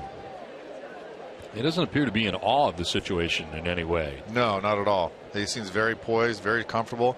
And a lot of it has to do with having Christian Vasquez behind the plate, because Christian caught him probably a lot in Pawtucket, and that's always a big plus. Fly ball to left field, playable for Cespedes. And he'll put it away for the first out of the 9th. Not only 1 hit since coming in. Double by Pierce in the 8th inning. There's the first out here of the 9th, and Nick Markakis coming up.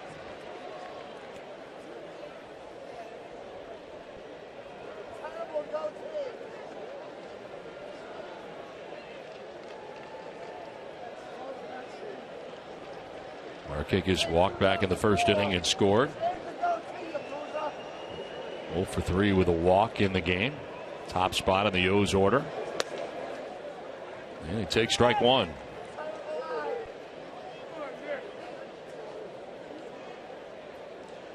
Pawtucket won tonight 3-2. That's amazing. I mean, everybody who's with the Pawtucket Red Sox, I feel like, is here right now. I know. And they're still winning down there. They're still winning. Down the 3rd baseline and into left field. A base hit for Markakis. 2nd time he's been on tonight. First hit. Now tomorrow, don't miss Red Sox first pitch, presented by Men's Warehouse. Proudly introducing Joseph Aboud. The guys will have the latest MLB news and updates on all the playoff races around the league. It's tomorrow at 12:30 on Nesson.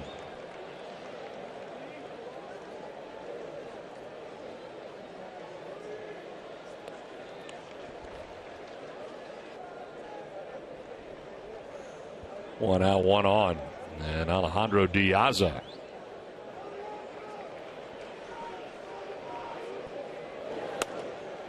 Diaz, a big night tonight. A 2-run home run in the 1st. Solo shot in the 3rd before he walked in the 4th inning. Only time they've been able to retire him. It was the first batter that Matt Barnes faced in the majors. Had to fly out to left field.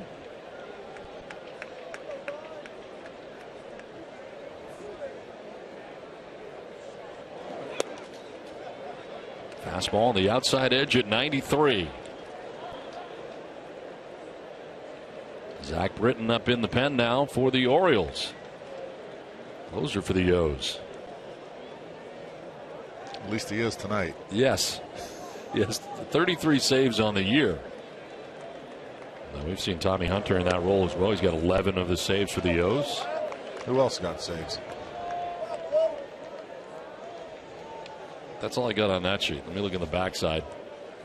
That's it for the guys on the roster. Just those 2. I thought Andrew Miller had a save the other night. Yes, he has 1.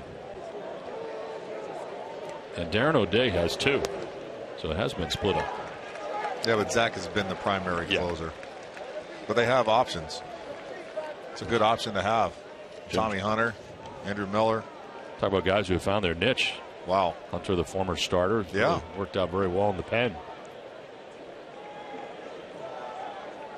Of course, Jim Johnson, over 50 saves back-to-back years. Forgot about him. 2-2 pitch. Is fouled off. We'll do it again, 2-2. Barnes family still looking on when it's been a successful Major League debut for Matt Barnes. Good for them. It's an exciting time.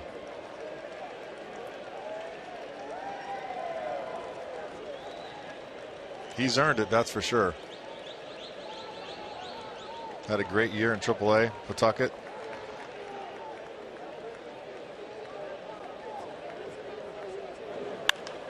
In the air to left field, Cespedes going back. It is struck well, and that ball is going to be high off the wall.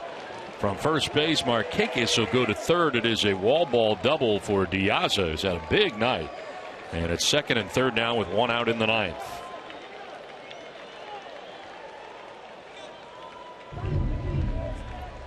Tries to throw him a curveball and left it out over the plate. Diaza was able to deposit it off the wall for a double. Like I said earlier, every ball that he's hit tonight has been a mistake up in the zone. He tried to go out the other way after his first 2 home runs tonight were to right field. Infield coming in all the way around for Boston, already down by 3 runs. And Adam Jones, the batter. And a home run back in the third, his 25th of the year.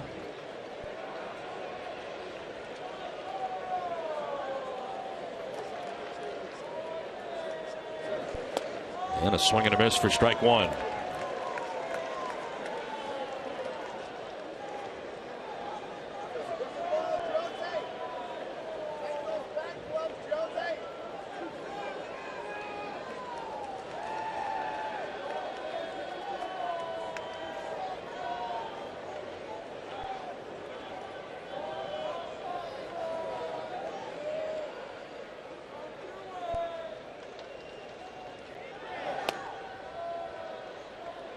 Ball and a strike now to Adam Jones with runners at second and third, top of the ninth inning. Looking ahead to the bottom of the ninth inning, Xander Bogaerts, Carlos Rivero, and Jamal Weeks scheduled to bat for the Red Sox.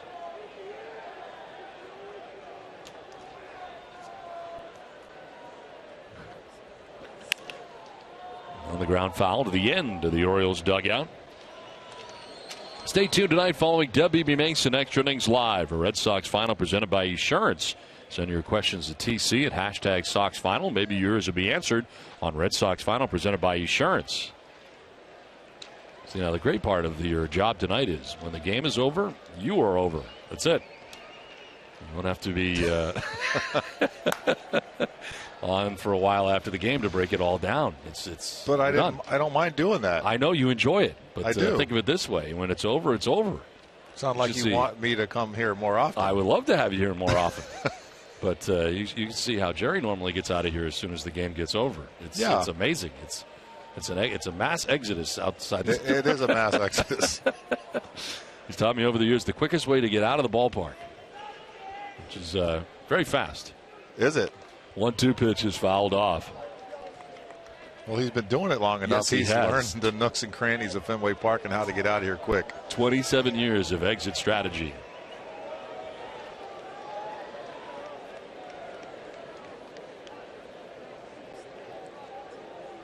Second and third, infield in all the way around with one out here in the ninth.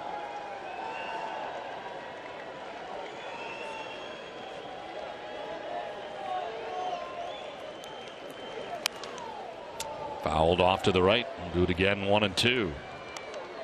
This is a time where you can test the character of a young pitcher in a situation like this.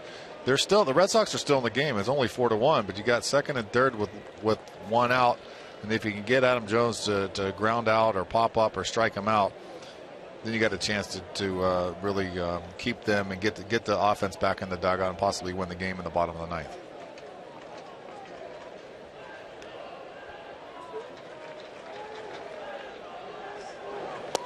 Swing and a miss. Great strikeout there. Great pitch. sets him up with a fastball and then throws him a changeup down and in. Got Adam Jones to swing over the top of it for his second major league strikeout.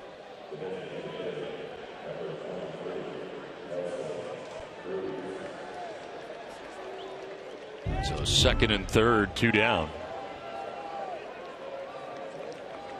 And it brings up Nelson Cruz, 1 for 4 in the game.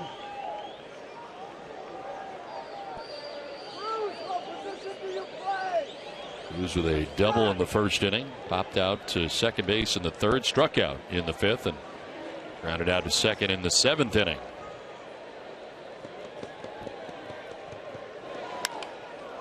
Liner caught by Jamal Weeks, and Barnes out of the inning unscathed. He gets out of it.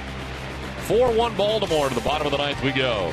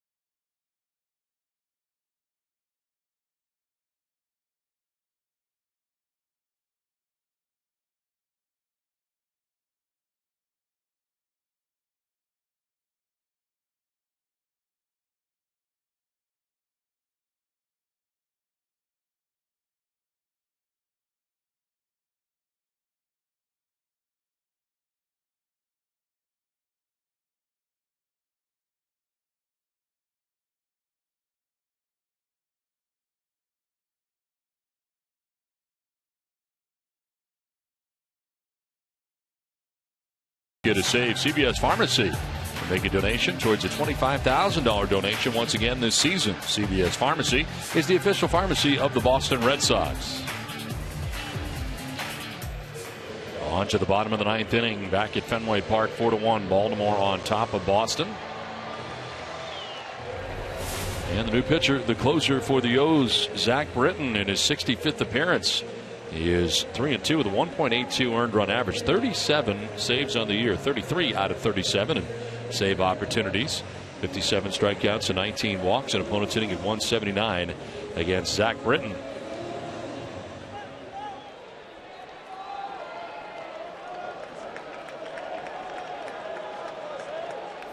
Xander Bogaerts leading it off here in the bottom of the ninth inning. He'll take strike one.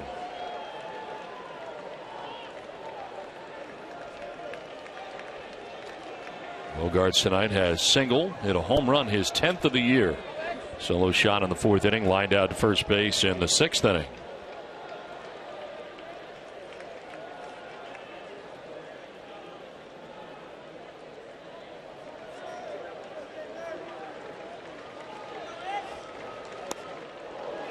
Did he go? No, he did not. Adrian Johnson, first base umpire, 1-1. Good call by Adrian Johnson down there. That's a tough call, but no. Xander Bogaerts did not break his wrist. And he's still alive. Good call.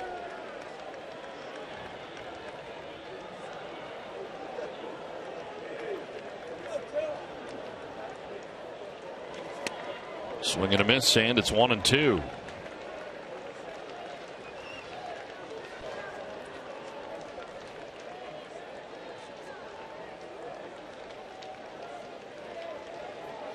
Mentioned Britton, 33 out of 37 on the year. 1 point had converted 18 consecutive save opportunities, July 19th through September the 4th.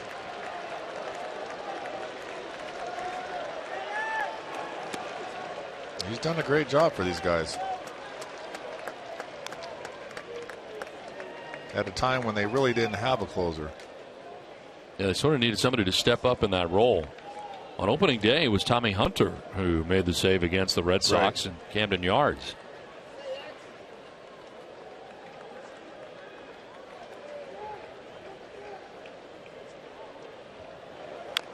Bogaerts fouls it off himself, and it stays at 2-2. 96 miles an hour from Britton. That's the last time there was a lefty closer. The last one I remember is Randy Myers. Not to think about that one. John Franco.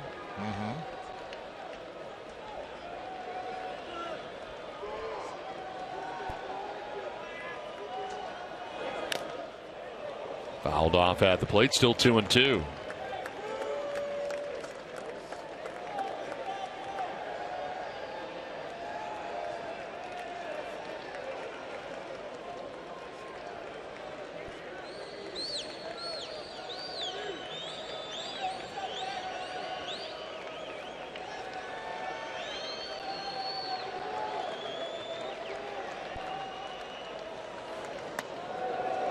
Just a little bit high.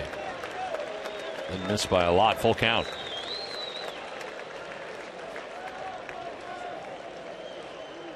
This is turning into be another quality at bat by Xander Bogaerts.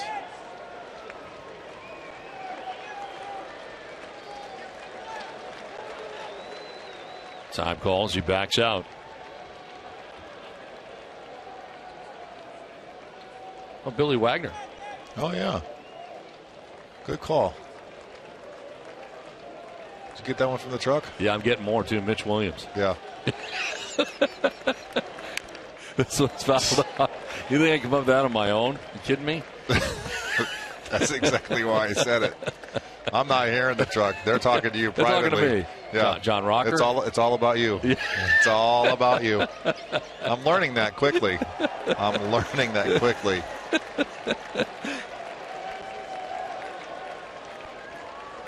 Welcome to the Dontourage. Dontourage. Oh my gosh. Really? Payoff pitch coming up here to Bogaerts. And a grounder foul. You were already in the Dontourage, so that's not new information. How am I in the Dontourage? You are. Is it from our announcer boy commercials that we did yeah, absolutely. 10 years ago? That was more than that. Was it more than that? Yes. You've been here that long? 2001. It was 14 years ago. 14 years ago. Wow. Yeah. A long time. That's a long time ago. You sure you're not 50? No, I'm not.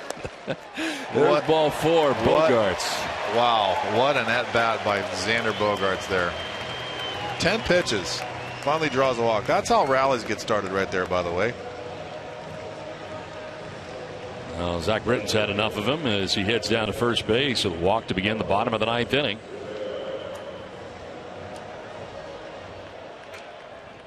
Here's Carlos Rivero, got his first major league hit in the 7th inning.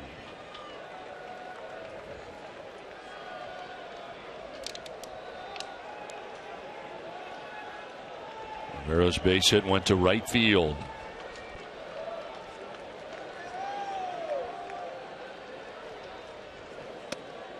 He'll take strike 1.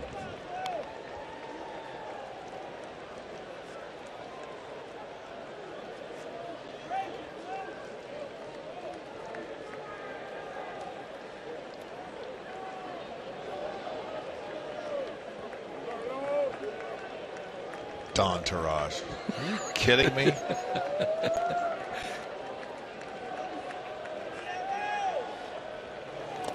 In the dirt, dug out by Hundley. And a ball and a strike, no advance at first base for Xander Bogaerts.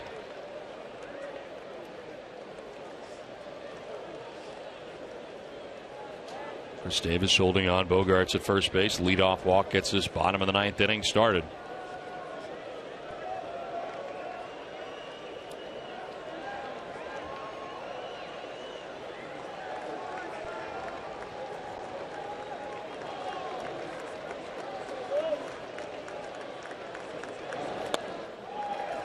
2-1.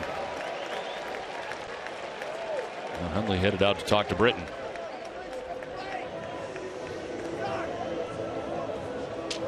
Don't miss WB Mason Extra Innings Live right after the game. The guys will break down Anthony Renato's start and have reaction from the Red Sox clubhouse. Can't go wrong when you buy right at WB Mason.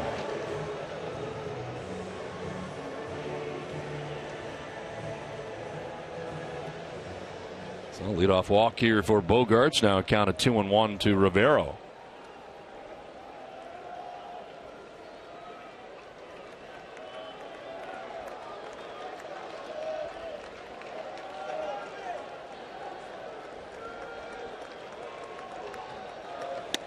Swing and a miss, 2-2. 96 on the fastball from Britton.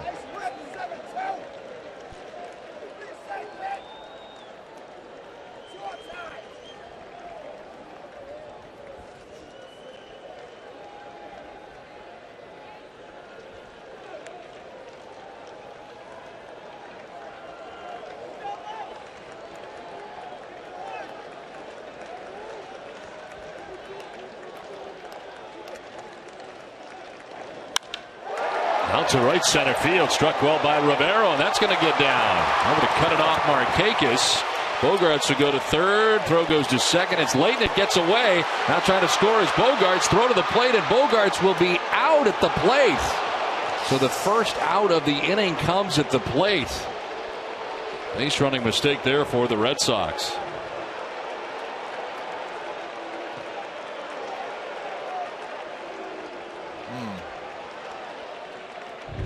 Still trying to be aggressive. The ball gets away. Unfortunately, Xander thought it got too far away and gets thrown out at home plate. That's a tough one. Try not to make the first out at home plate or third base.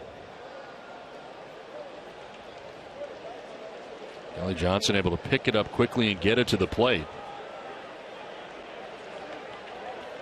And Hundley there to apply the tag.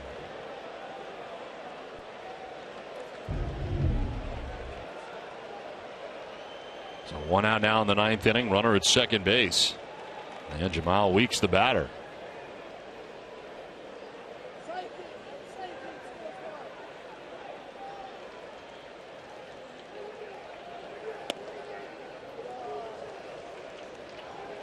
Ball one.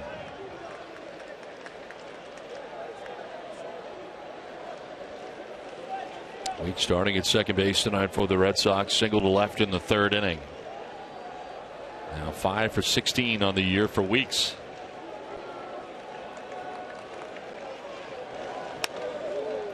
He'll take the strike and it evens at 1-1.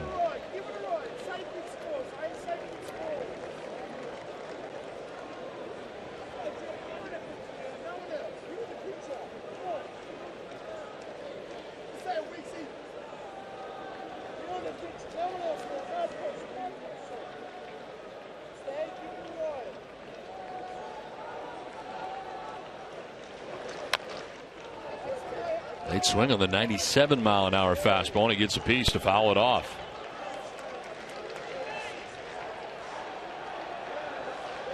Britton at one time a starter for the Orioles, made 28 starts for Baltimore in 2011. It's 11-11 that year.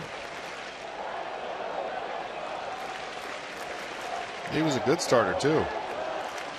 I don't know if he got injured or had a bad year, and then he found the niche. Whatever he did to find what he's doing now, he's throwing a lot harder than he did when he was a starter. That's for sure. Now, last year 96, 97. Last year was 2-3 in 8 starts in the majors. Spent a lot of the year at AAA Norfolk. The majority of the year, 19 starts in Norfolk. 1-2 pitch to center field. Jones coming in. It's sinking fast, but he'll make the running catch out in center field. Adam Jones, good speed coming on, and there are 2 outs in the inning. Here comes Christian Vasquez. And a look at the catch by Jones in center. That's a great catch. The reason why he's won a Gold Glove out there.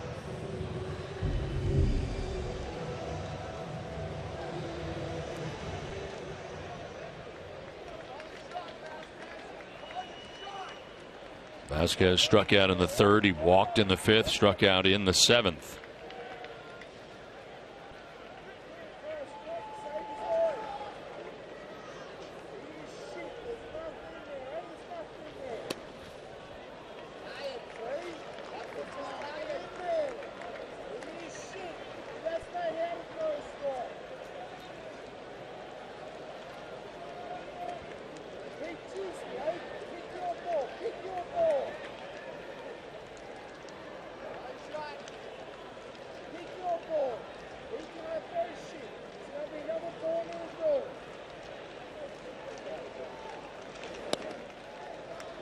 A little bit low, and it's 2-0 now to Vasquez.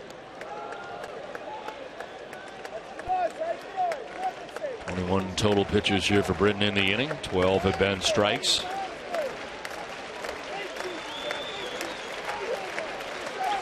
Zero at second base with 2 down in the ninth inning.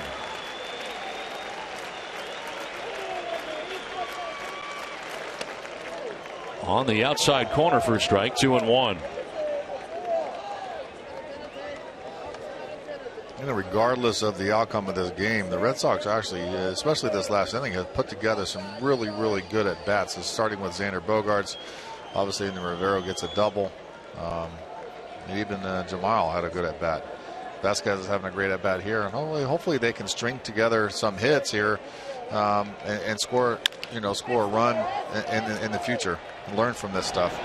Johnson throws out Vasquez at first base, and that's the ball game. The Orioles have taken the first 2 games of the series as they down the Red Sox tonight 4-1. We're back with more after this.